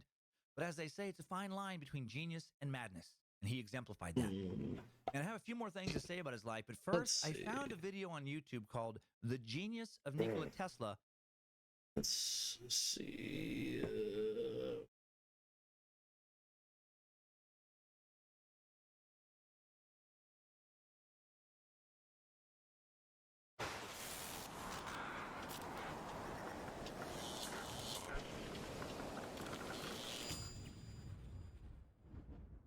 The death of his childhood dog, early chess victories against old drunk men in a park adjacent to a depressed government housing project, a fascination with the Rostov Ripper, Andrei Chikatilo, the abandonment by a father and the death of a loving grandfather, and a childhood head injury from a swing.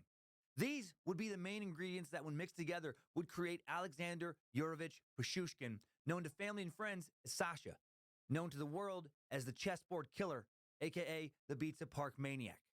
He sits now in solitary confinement in a Russian prison, as he has since his 2007 conviction on 48 murders and 3 attempted murders. Pichushkin's trial created intense national debate in Russia regarding reinstating the death penalty. The last person to be executed in Russia was another Moscow serial killer, Sergei Golovkin, a.k.a. the Fisher, a.k.a. the Boa, convicted of raping and killing 11 young boys between 1986 and 1992, and then given a single shot to the back of his head in 1996. Just like the United States, Russia has had an unfortunate amount of monsters dedicated to exterminating human beings. During his trial, Pichushkin actually insisted he killed 63 people, but authorities only had enough evidence to convict him of 48. He killed his first victim in 1992, didn't get caught until 2006. Not only was he not remorseful, he was proud. He was disappointed that he wasn't convicted of killing more people than his idol Chikatilo, convicted of 52 murders in 1992. His goal was 64, one for every space on a chessboard. Why? Why did he want to kill anyone? Who did he kill? How did he kill them? And how did he get away with it for so damn long? We look into all this in another dark October true crime edition of Time Suck. You're listening to Time Suck.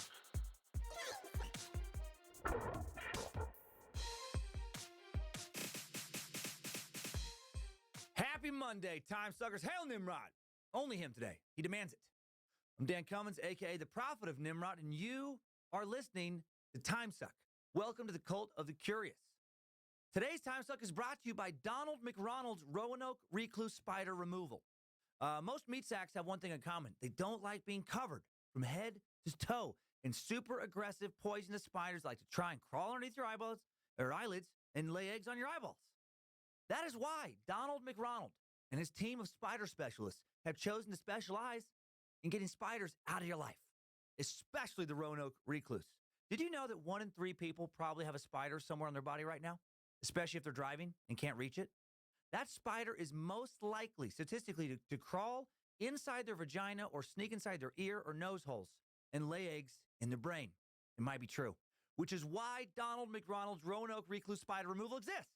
They will remove super poisonous, exceptionally hard to kill, very aggressive spiders from not only your eyeballs, ear holes, and vaginas, where they are most likely to try and crawl inside and lay eggs, but also from the back of your head, where they may be crawling around right now with their creepy little spider legs, like, going in your hair and stuff.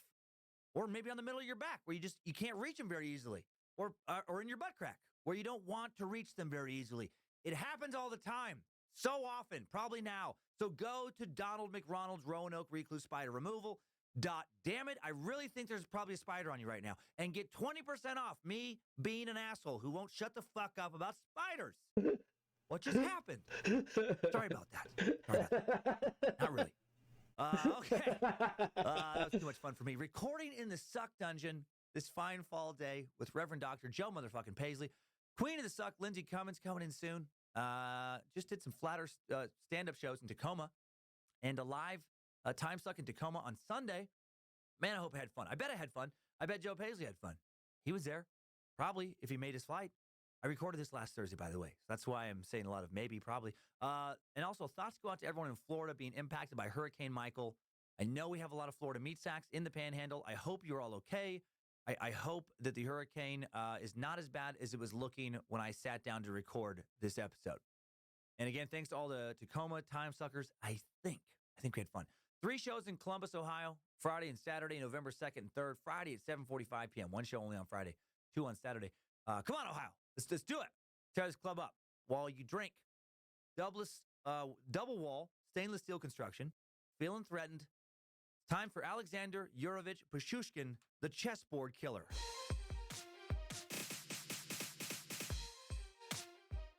Now, before we dig into the life of the chessboard killer, let's first dig into the possible relationship between head wounds and violence. Is there really a link? Yes, is the short answer. There seems to be. While we don't have the exact date, we do know that when Alexander was a little kid, he fell off a swing set, suffered a head wound of unknown severity. Just like we're going to find out Richard Ramirez also had that kind of same injury. Man, swing sets, man. Less swings, less serial killers maybe. Pashushkin, never taken to a doctor, but he did suffer blurred vision and brief motor control impairment. Got his bell rung. Sounds like a concussion for sure. But after the accident, family, friends, and neighbors. Oh, man, that looks like a fucking derpy face. Hold up. Changes in his behavior. The previously Derp shy face. kid was now quick to grow angry. He soon became very prone to violence, which was very unlike him. Was his head wound at least partly to blame for the person he would become? Probably. Recent research out of Vanderbilt University, released in December of 2017, determined that brain lesions increase the risk of a person committing a crime. The findings were published in the Proceedings of the National Academy of Sciences. Neuroscientists began looking into the link between brain injuries and violent acts. Way back with the case of Charles Whitman, who's the Texas Tower sniper.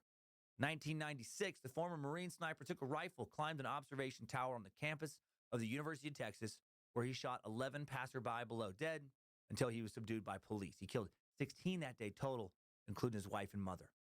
After his death, an autopsy revealed he had a brain tumor. But did it contribute or even lead to the murder spree? There's a very good chance it did. Other serial killers have suffered brain injuries, either from a fall, accident, or physical abuse, including Ed Kemper, Gary Brudos, Gary Heidnik. Some that we've sucked already, such as John Wayne Gacy and Ed Gein, and their injuries probably did contribute to their crimes. Research by Ryan Darby, MD, assistant professor of neurology at Vanderbilt University Medical Center, showing compelling evidence that lesions in one particular brain network can increase the risk of criminal behavior. What's technically known as acquired sociopathy. It's the first brain mapping study linking lesions to a higher propensity of criminal acts, a lesion being abnormal brain tissue which can occur as the result of trauma, tumor, or stroke. What the study found is that lesions occurring in a number of different places, such as the frontal lobe, can contribute to the likelihood of a person committing a crime. The researchers attribute 14% of violent crime to being committed with someone with a frontal lobe injury, And while this was the first brain mapping study to link head trauma and violence, it's not the first overall study to link the two, not even close. This study just confirms data linking head injuries and violence discovered in many previous studies, such as a 2014 study that found that 20% of 249 mass murder cases investigated by the researchers were committed by someone with a head injury. In another 2011 study, researchers followed a group of ninth graders from 4 schools in Flint, Michigan into young adulthood.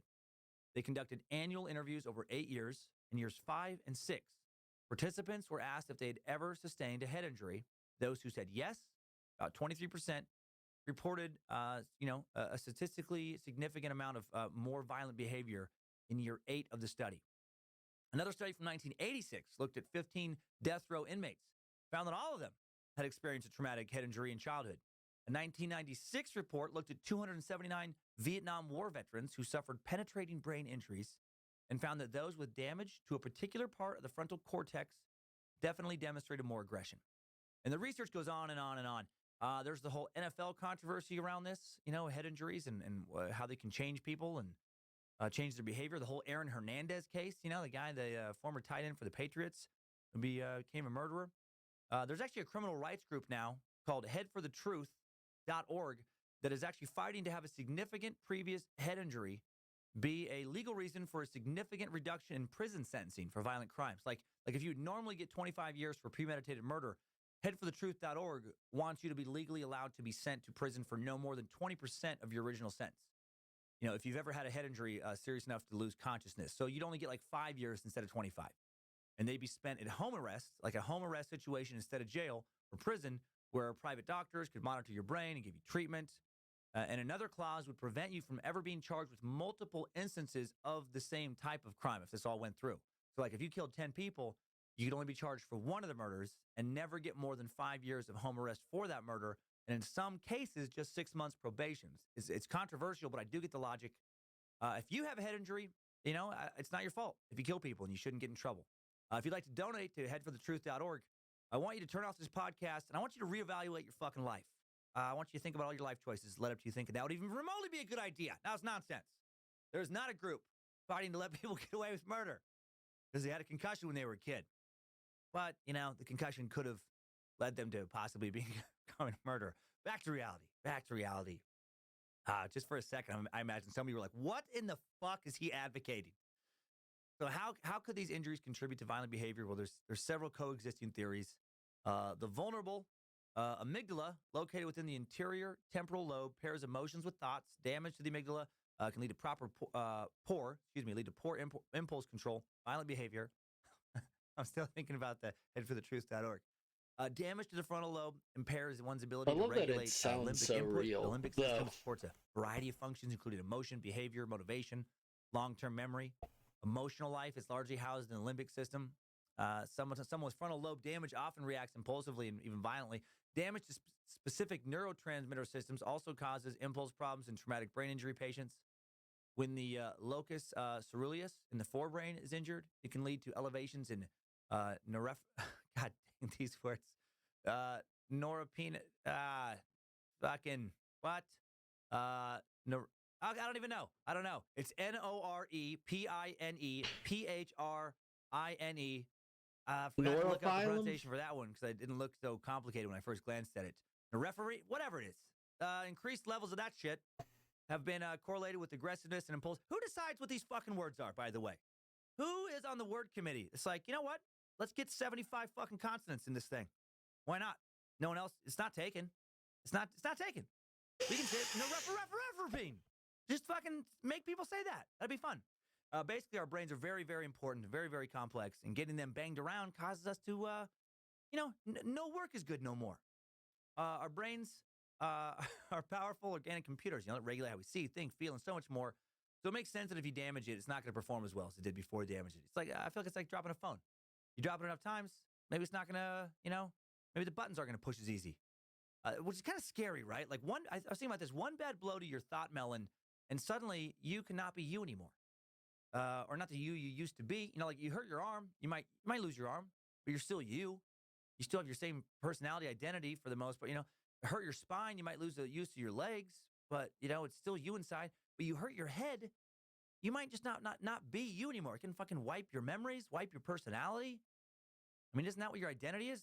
You know, you may never be able to regulate emotions, aggression the same way ever again. Ugh. One of the things your brain does when it's working correctly is remind you not to act on every impulse you feel, including violent impulses. Thank God for that. I'd be in so much trouble if my brain took an impulse control vacation.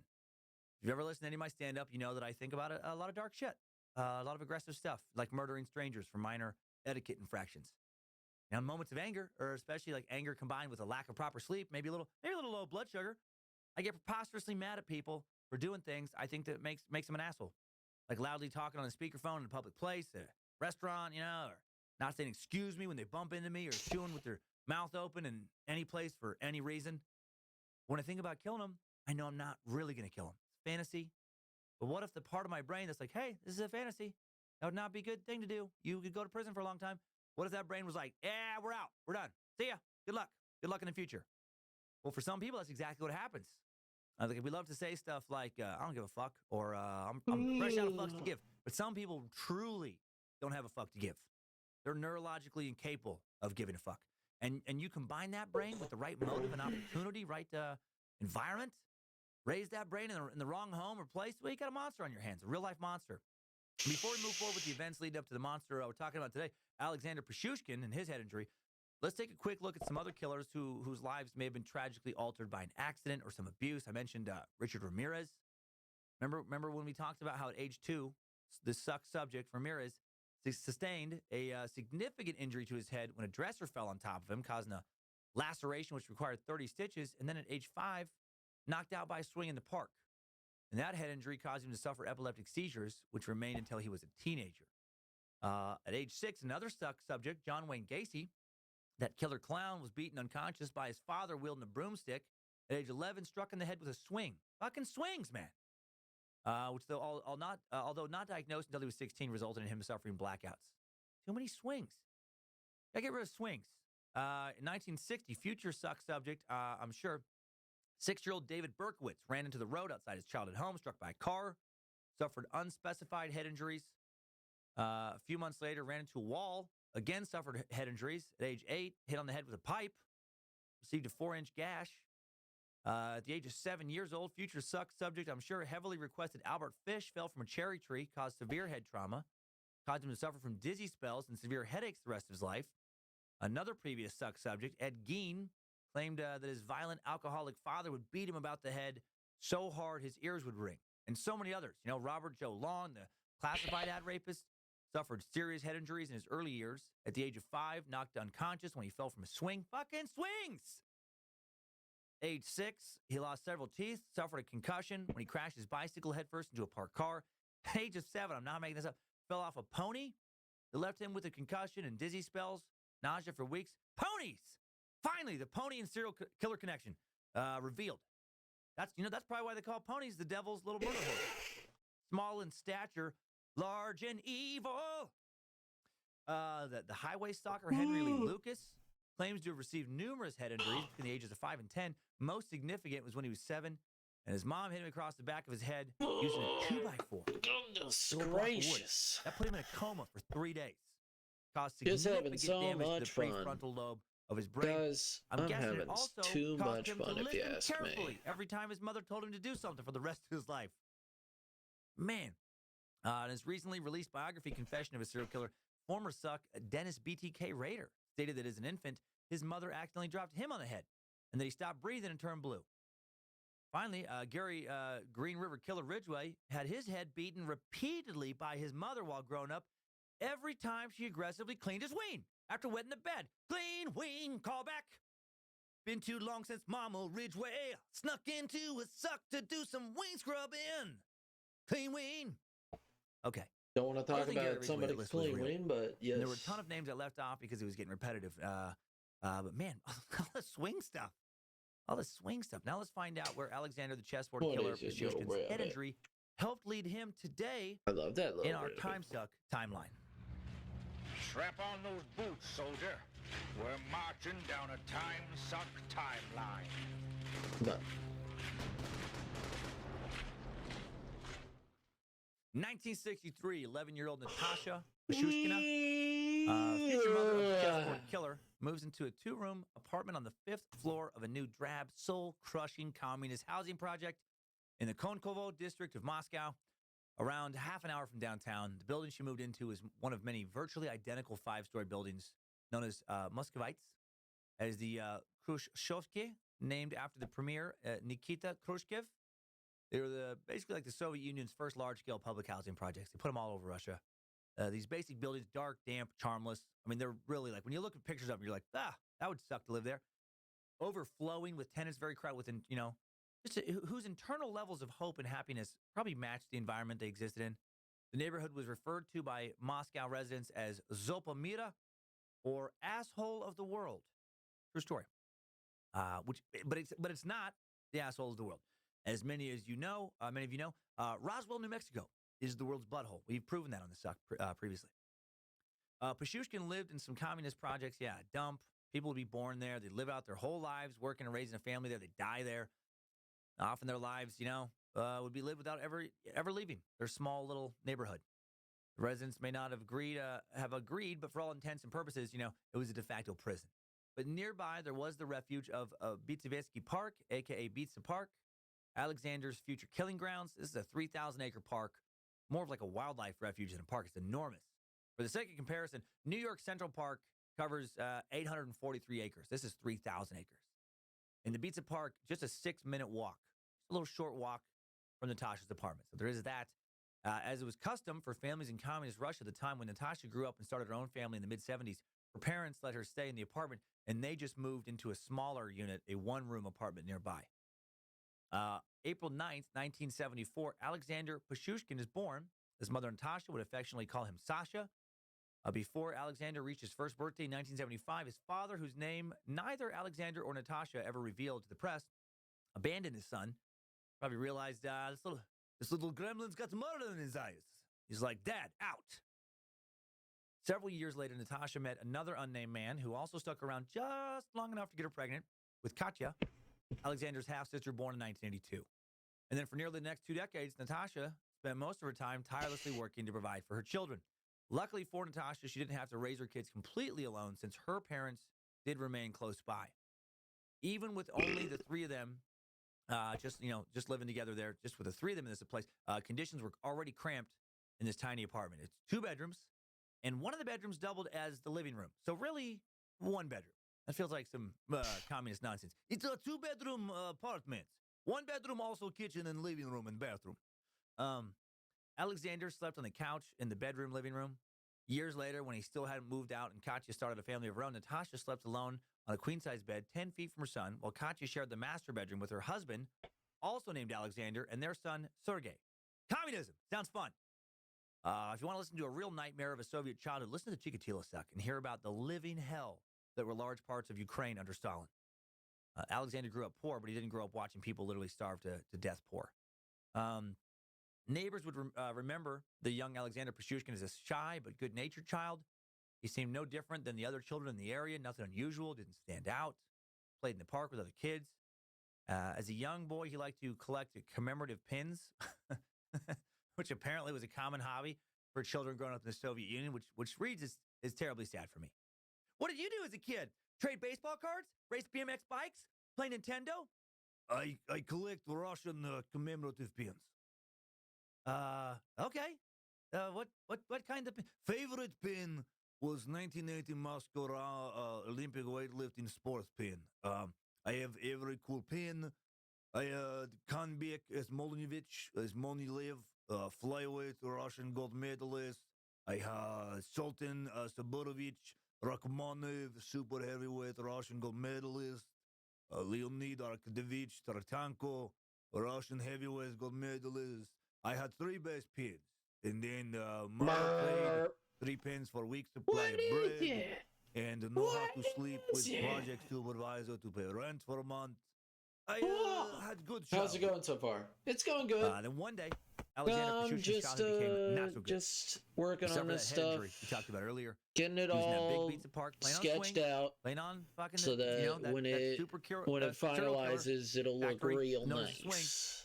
when he fell backwards off it, which was always my fear as a kid. So working on these and then making it look like actual movement and people know what's going on. Hard enough to really how's it going so far for you? And back of the head, left him wobbled and disorientated. I can see that, yeah. Rocked that brain around in his holster. Yeah. I had a bad swing accident when I was a kid. I think I talked about it. Other than that, not really much. When the rope broke. Just got to go to work and then hit my head on a rock. I got to get ready for work in a bit. Out, like knocked me unconscious. I don't even know what part of my head it hit. I guess maybe back of the head too. No joke. Woke up literally seeing double. Wicked headache, nausea, seriously disorientated. I'll never forget that like just crazy walk back to my mom's house because it wasn't at a park or school. It was just some dude's fucking house that had a rope swing down the road. Food will be arriving soon. Oh goodness! Must have been around 10. Came home. Now you're making me hungry, General. I was gonna keep whining about it. I thought for years that was it's very bad. Advice Come on, give someone don't who do that. Just been knocked don't make out, me go lie down, hungry. take a nap. Maybe you'll wake up, maybe not. Teased my mom for years. Turns out taking a nap actually is okay after concussion. If I just want to make sure that she's got a cute talking, face. You know, you're conscious. She's a cutie, and she needs to have a cute help face. Your brain recuperate. So maybe my nap kept me from turning into a murderer. Just left me with a dark and violent sense of humor instead. You know, maybe my head injury is what created the dude who talks about this kind of shit all the time, teases you about spiders, instead of being a murderer. Anyway, without money for proper medical consultation, Alexander Pichushkin never taken to a doctor. When he could walk, he was told he was fine, except he was not fine. His egg was scrambled into a I want to hurt and murder omelet. The previously shy child became quick to anger, often scaring his schoolmates and friends in the park with his newly violent nature, doing a lot of creepy stuff. Now, years later, after he was captured, medical experts would cite this incident with the swing as a key moment in his metamorphosis into a monster. They think that the swing incident damaged the frontal cortex in the still developing brain of Pichushkin. So I gotta give that. I gotta give cute face, but also drunk cute. Part of the brain. Also controls how a person deals with reward, happiness, motivation, and more. Definitely inebriated. School as well. Following his accident, Alexander Pichushkin began to get bullied verbally and physically at school. Classmates ridiculed him for being slow. Sorry if you haven't ate yet, call him retarded. Oh, you're laughing at me? You're laughing at I'm a joke to you? Attempted to teach him herself, build his confidence, but it didn't make a difference. Eventually, after trying to help him herself, she opted to remove him from school and enrolled him in a school for children with learning difficulties. Doctors could not diagnose just what disability he had, and he became increasingly withdrawn and troubled. And then Alexander's grandfather saw how much of a struggle school was for him, what it was doing to his self-esteem, and good grandpa asked Natasha if Alexander could live with him, take him under his wing, and then his grandfather encouraged Pichushkin to look for fulfillment outside of school. Each day after school, the two would head to Pizza Park. In one particular corner of the park, men would gather to drink vodka, talk, and play chess. And Alexander loved hanging out with his papa and these old vodka-drinking chess players more than he liked hanging out in school. He started to get pretty good at chess. By the time he was a teenager, Pichushkin was whooping his grandpa's drinking buddies at the chess table, which was great for self-esteem. For the first time, Pichushkin felt the respect of others. He found a place to thrive. And that sadly would be the happiest time of his life. And then just a few years after moving in with Papa, his grandfather, I always got to make sure the head is not too small or too big. Fell apart. Like it's such like a small thing, very little written but it about really does change the picture as a whole. Is that you got to make sure that the head is big enough and not and he brought with him his grandfather's dog, who he loved dearly. The dog is never named in anything either. Even in interviews, he'll just it's this dog. But he loved it. It was his last connection to his grandfather and to the happy days of beating drunk old men at chess in the park. And Alexander was also beginning to drink heavily himself as a teenager. For many Russian men, drinking vodka together is a way of bonding. But for Pichushkin, he just drank alone. And he also got way into pornography. Probably not a good combo for a teen, drinking alone. I mean, you're the pity goat. Okay, no. Unknown reasons. Well, in reality, based on what we'll hear him say about it, I don't think it was natural causes. Why not? And then it seems like this was the last shred of, or the last shred of his compassion died. People have been bringing that up. Is that I'm the pity goat, and I don't understand what that's about. Not a good sign. A little bit of a red flag. He loved to watch his little home movies later, taking particular I just typed it into Google, and it's just cute goats. One time, I guess he dangled a little kid out of a several-story-high window by his ankles. Little baby goats. As the kid squirmed and screamed, just adorable little great goaties. delight in explaining to him that his life was entirely in Alexander's hands. He reportedly said, fuck. "You are in my power now. I'm going to drop you from window, and you will fall 15 meters to your death." Don't look at me. I'm sure that was fun for that kid, right? Don't look at me. I literally just got it. Think about how close he came to dying that day. That's when you know. It's because I've been listening to horror and stuff like that. When their hobbies are drinking alone, watching a lot of porn, and recording themselves scaring kids at the park and dangling kids out of windows.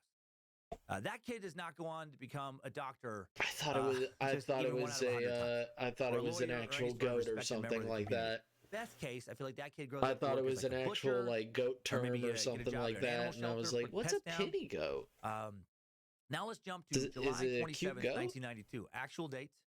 We finally got a date now. I don't mind being the penny goat. I don't mind being a cute goat. Pretty regularly, I feel like, for the rest of the timeline now. His childhood not properly documented, but a lot of his crimes were. Like his it's just murder. My name with Alexander's 18 years old with Pennywise. Okay, school, gotcha. And he asked his school friend Mikhail Odechuk to accompany him on a quote killing expedition. We were messing around with your friend. Hey man, you want to go fishing after school? No, want to come over to the house and drink and watch porn until my mom comes home? No, how about we go kill someone then? It's like a classic episode of Leave It to Beaver. Just a classic coming-of-age story. The old murder and stranger with your buddy. Just, gee, Wally, can't you just let me and Eddie just kill someone? You got a bad memory, bro. Just don't tell. Are you crazy? I got a bad memory, bro. I don't know. Then we'll just kill her too, Wally. All right, Beeve. I don't like it, but I'm no rat. A few days prior, Alexander had tested the waters with Odechuk and told him I've got a bad memory, man. You know that. Odechuk thought he was joking. Well, now you know that. I would imagine you would. When Alexander believed that Odechuk was not going to turn him in or was I can't remember people's names, and that people's usernames are so easy to remember because it's just general words. It's just word salads, and I'm like, oh, I can remember a raven. But when somebody's like, hey, my name's Peter, I'm like, okay, and then I'll forget, and then it's like, that's why I'm glad I work in a place where literally we have name tags, so I can remember everybody's name. People he's identifying as being weak or vulnerable. Because I always feel bad when I don't remember people's names. He gets nervous, makes up an excuse. I'm real bad at it. And Pashushkin firmly insists that he stay. Pashushkin would reveal all this later in court testimony. And when Alexander realizes Odechuk is not a kindred spirit, he decides that he is the weak one. He flies into rage against his new friend, and young Mikhail Odechuk is the first person murdered by the chessboard killer. At his trial, Alexander would speak of his first kill, saying, "This first murder, it's like first love. It's unforgettable." Exactly how he murdered Alexander, not revealed in anything I found. Just it says his body was found battered by the police. Odds are he probably followed the same modus operandi. Wet with over and over beer. Later killings, where he would surprise victims with a hard blow with a blunt object to the back of their head, and then sometimes follow that with repeated blows. Odechuk's body was found a few hours later. Other classmates told the police he had been with Alexander that day. All signs point to Alexander being guilty. The police then interview Alexander Pashushkin, but he denies everything. The one Discord you're with your partner, or what is it for you? Russian bureaucracy. They just let him go. The one is owner also of the Discord. Odechuk is buried days later. The investigation is dropped, and isn't Alexander the one Discord you're with your partner? This reminds me of Chikatilo. Or remember that what first is murder it of his? for you? It was the young girl he lured what do you into mean? his murder Like cabin. You mean my Discord? 9-year-old Lena Zakhanova stabbed and defiled. I don't know what you mean. Police find her body 2 days later, and then find her belongings in Chikatilo's shack. They find blood drops on the ground near the front door of a shack. I'm his wife I'm not getting what you're putting down. We good now. Sorry. Sorry. To they apologize. arrested another dude based on the fact that he had no alibi and he had a prior murder conviction, and they just kill him instead. Right? Craziest. And then Chikatilo would kill over 50 more people. Similar story with Alexander. The police had a chance to stop him right away, right after that first kill. But lazy detective work just I'm the owner of that Discord. Just like how almost getting caught that first time. Yes, I am the owner of that Discord. Yes, from killing again for years. The same seems to be true for Pashushkin. By his own admission, he would not kill again for 9 years. is the one you were streaming in gaming? You mean my friend? Is a shelf stacker in a nearby grocery store. What do you mean? You mean Abel? Free life. Abel's my pal. And then for years, he just led a is that what you're referring to? He'd go to work, the market in the morning, come home to the little apartment. You know, he'd take the train to work, come back with a little subway train. You mean my good friend Abel? Live in this little apartment. He would share with his mother. He is my good friend. And then mother and sister. He is and my bro. And then nephew. He is the rest my of his pal. free life, all cramped in there. And he'd spend the night drinking, watching tons of porn. Hopefully not in front of his mom and sister. That would add another demented twist to the story. He's just a mod. Alexander, what the hell do you about and he's porn? my IRL friend. I'm grown man, mother. I watch what I want to watch. He's a good friend of mine, IRL friend. He also wanted to stream for the longest time. It's just that he is not living in a good place right now. And like there's just he needs to just find a new living space before he can start streaming. Of that trial inspired that first murder. Pachushkin, fascinated by Chikatilo, starts to fantasize Sorry if I about becoming misunderstood. What is serial killer. it for you? Learns from Chikatilo that it is possible for a serial killer if they're careful enough to remain free and It's active just for many me hanging years, with my possibly friend. decades.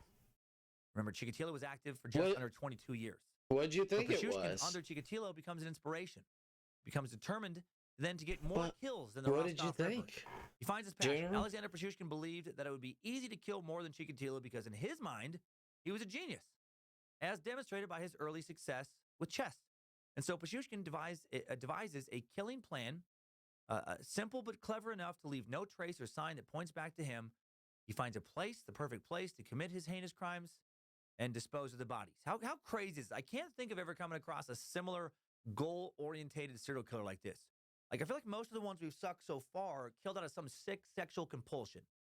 Like Dahmer, Gacy, Ramirez, Golden State Killer, But you're good. Killer, Ridgway, You're good, Bundy, General. Moore. You know, Ed Gein, the Fiend. He's been my friend for a few years. Was an utter maniac. And wanted to make a skin suit. He just streams with me sometimes. Mainly to taunt police about his kills after he especially committed them. video To games. relish the power. For Alexander, it's like he was playing a video game, and he just wanted the high score. Or like he was some kind of extreme athlete and wanted the world record. Clearly, he's a fucking sociopath. You don't put a plan like that in place if there is even a tiny shred of empathy living inside you. On May 17th, 2001, nearly 9 years after that first kill, Alexander Pachushkin, ready to put his plan in motion. He's been plotting for nearly a decade.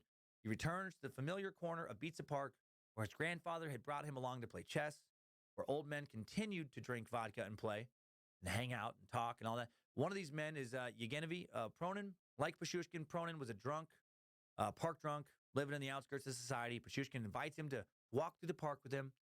Alexander told him it was the anniversary of his beloved dog's death, and he wished to visit the grave and pay his respects. This was like he would manipulate people with his story. But I miss dog. I had great dog. We'd go, have drink for dog.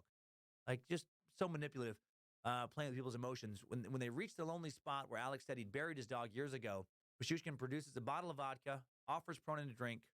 While we don't know what Pachushkin's chosen weapon was on this particular occasion, we do know that later on he would use metal rods or even the vodka bottles themselves to smash the skulls of his victims. So, in all likelihood, he smashes the back of Pronin's head with the vodka bottle, definitely with the blunt object, and then hauls his lifeless body to a nearby well and then dumps the body down it, and then his body plummets 30 feet into the dirty water below, and his plan is working. In a matter of minutes, he'd killed a stranger he had no ties to, and then completely disposes of the body, leaving no evidence of a murder behind. While it might seem like a well would be a terrible place to dump a body, because it'd start to stink, and then people would eventually find it. Not this well. This well fed into the sewer system of the park. So Alexander knew what he was doing. It was a brilliant disposal system. The Moscow sewer system the well drained into was vast and winding, went on for miles and miles and miles. If the bodies ever washed up in a place where someone might notice them, and that in itself was highly unlikely. Still coffee is also being on the making. That location in Pizza Park. And so the death got to make that coffee. When also, the death but looked yeah, like you and me are good friends. It's just a little bit of blunt trauma to the back of the head. These people weren't shot, stabbed, or excessively beaten. And a lot of times they didn't even die from the initial blow. It's like they would be, they'd fall down in the well, and the fall would kill them, I mean, we're probably going to do more Saturday streams since he's got nothing to fucking do on Saturdays. So why not? Next 8 weeks, he would lure 9 more probably do down to the watery death. more Gloomhaven. Not knowing how many of those dumped down the well by Pichushkin were dead when they landed. People seem to enjoy his company. Now again, which is good. Like dazed by their injury, they I would love to stream with everybody else. This murder investigation. It wouldn't even happen for years. There would be no. If people would love to play games with me, I am totally down for it. Back to the small shared apartment on that he shared with his family. They would live in his entire free life, and playing games, having fun, on Saturday and possibly Sunday night. Murder, he would carefully take out his most prized possession, a chessboard, and then he would black out one of the squares. Or I guess on the black squares, make some other kind of marking. Alexander was methodical when it came to selecting his victims. Since it was not a sexual crime, more really of a just fucked up game, the only criteria was how easily he could get away with killing them. So he just, would look for more outcasts in his neighborhood. He'd look for drunks, the homeless, the unwanted.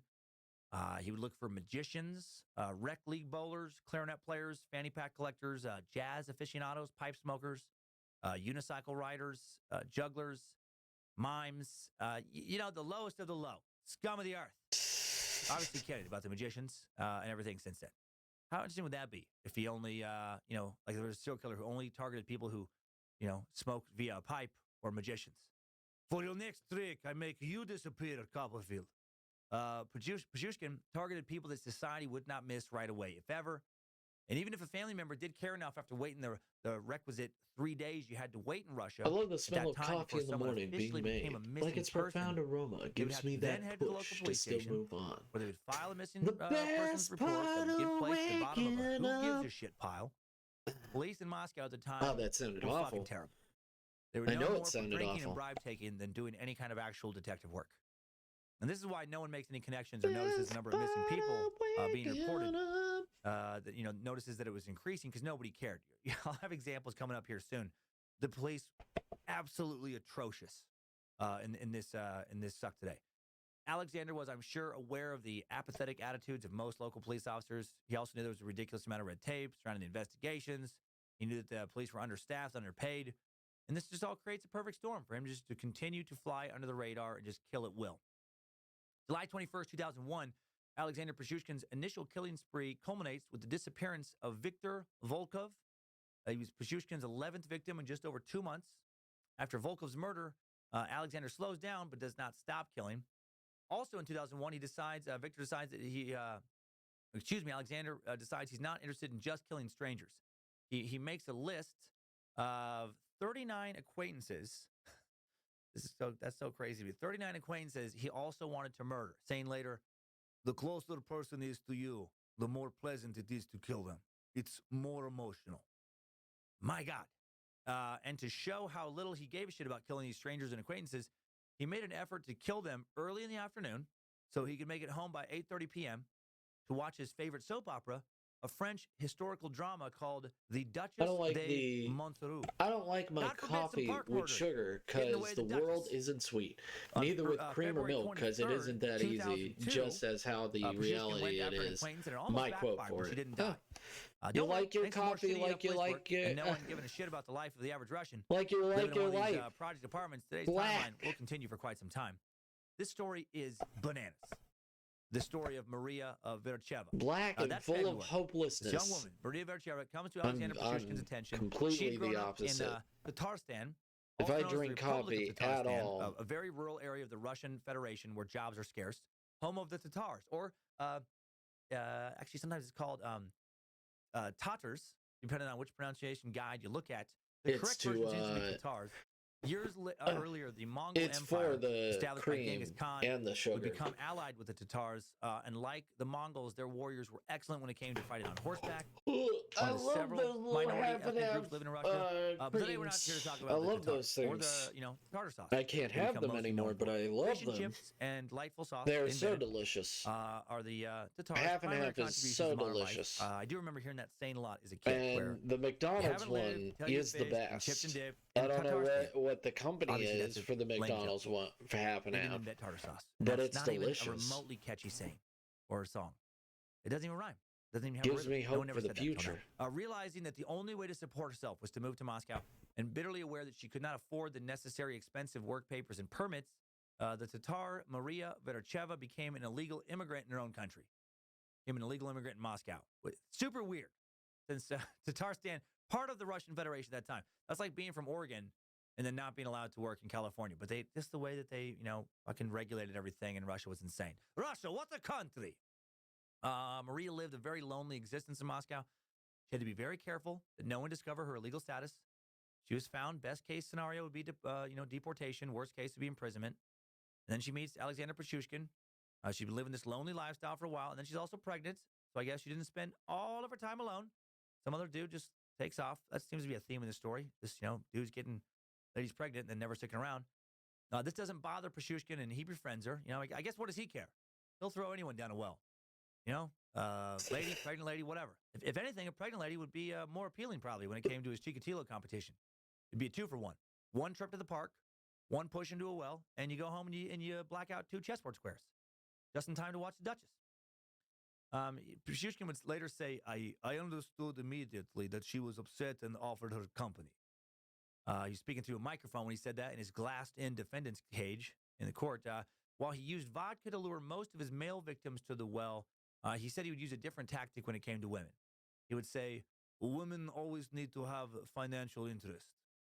To lure Veracheva, Pichushkin tells her that he has several boxes of brand new contraband cameras stashed deep inside the park. He knew with the baby on the way and no father in the picture, she needed money. He knew this personally. It was his own mother's story. So he tells Maria that if she'll help him move this merchandise, she can keep half the profit for herself. She herself would later verify this in court when Pichushkin's finally apprehended. So Maria agrees to go on a walk with Alexander to get the cameras. She goes with him to his favorite isolated corner of Pizza Park, the place where he'd bring people and talk about his dog and fucking bash him over the head. Along the way, he does offer her vodka. He didn't not use vodka at all with women. Being pregnant, though, she refuses. So he takes a swig himself and build up the liquid courage needed to try and kill her. He lifts a manhole cover off this well he's been dumping people in and tells Veracheva to come closer, telling her, he has the contraband they've come for hidden inside. When she approaches, he just grabs her, just fucking shoves her down the well. She manages to grab the rim of the opening, and then he grabs her by the hair and smashes her head into the well's concrete walls repeatedly, just bashing her head into the side until she lets go and falls. And then she would hear Pichushkin yell as she's falling, just take a bath there. She'd later say that to the court. After falling about 8 meters down into the well, just over 26 feet down, she lands in a sewage pipe about 1 meter in diameter, a little over 3 feet. It is 12:25. With a stream running through it, about 70 centimeters, 27 inches deep. Question is, who are we going to raid? Who are we going to raid today? Is anybody on Furry Watch? Furry Watch. Oh no, Big Bunny. Big Bunny did a flop. Oh my gosh. Oh my dear God, he did a flop. He big cutie. He big old cutie. Let's see. The Tiger Rights. I might send them to that because that's another artist. Vibby Wolf. Maiba. Let's see. Let's see. RPG Maker. Hero Link. Might send you guys over there. Not sure. Let's see.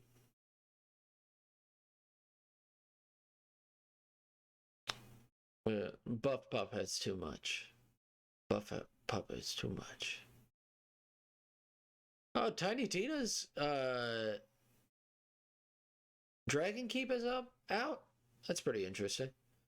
I never knew. I thought it would be next year. But okay. Let's see. We got art.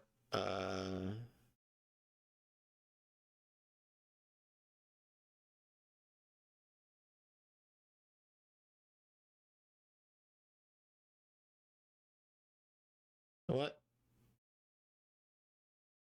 All right. I think I found someone perfect.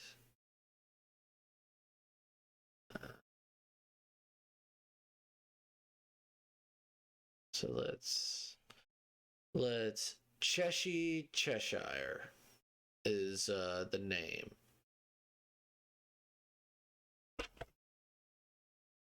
Let's see. Right.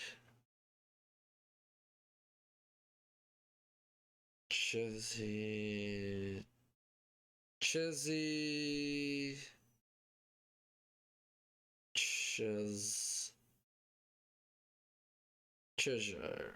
Right. Did it go through? Yeah, it went through. Heck yeah. Wait. Is that correct? Hold up. I hate this. Did I say it correctly? God damn it.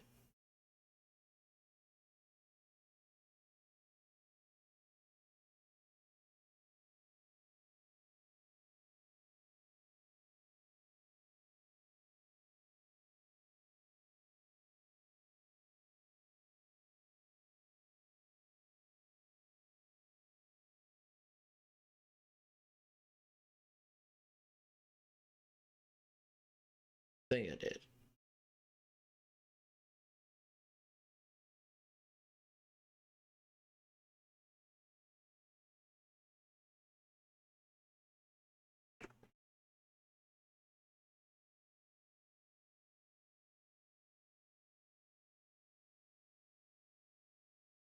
There we go. I did it. Merp. Yep. We're gonna raid. We are gonna raid. We're gonna raid, and thank you for coming in, General. Thank you, everybody, for coming in. I'm gonna go get something to eat before I go to work. Before I have to go to work. Thank you guys so much for coming in. Let's see what we get. We did. Let's see what we did. We didn't work on this one. Damn it. But we did add the numbers, so I know it. We worked on this one. Worked on this one, getting everything taken care of. Worked on this, and we worked on this. So we got a bunch of stuff sketched out. So thank you, General, for being amazing. I know it's easy for you. Thank you for being awesome.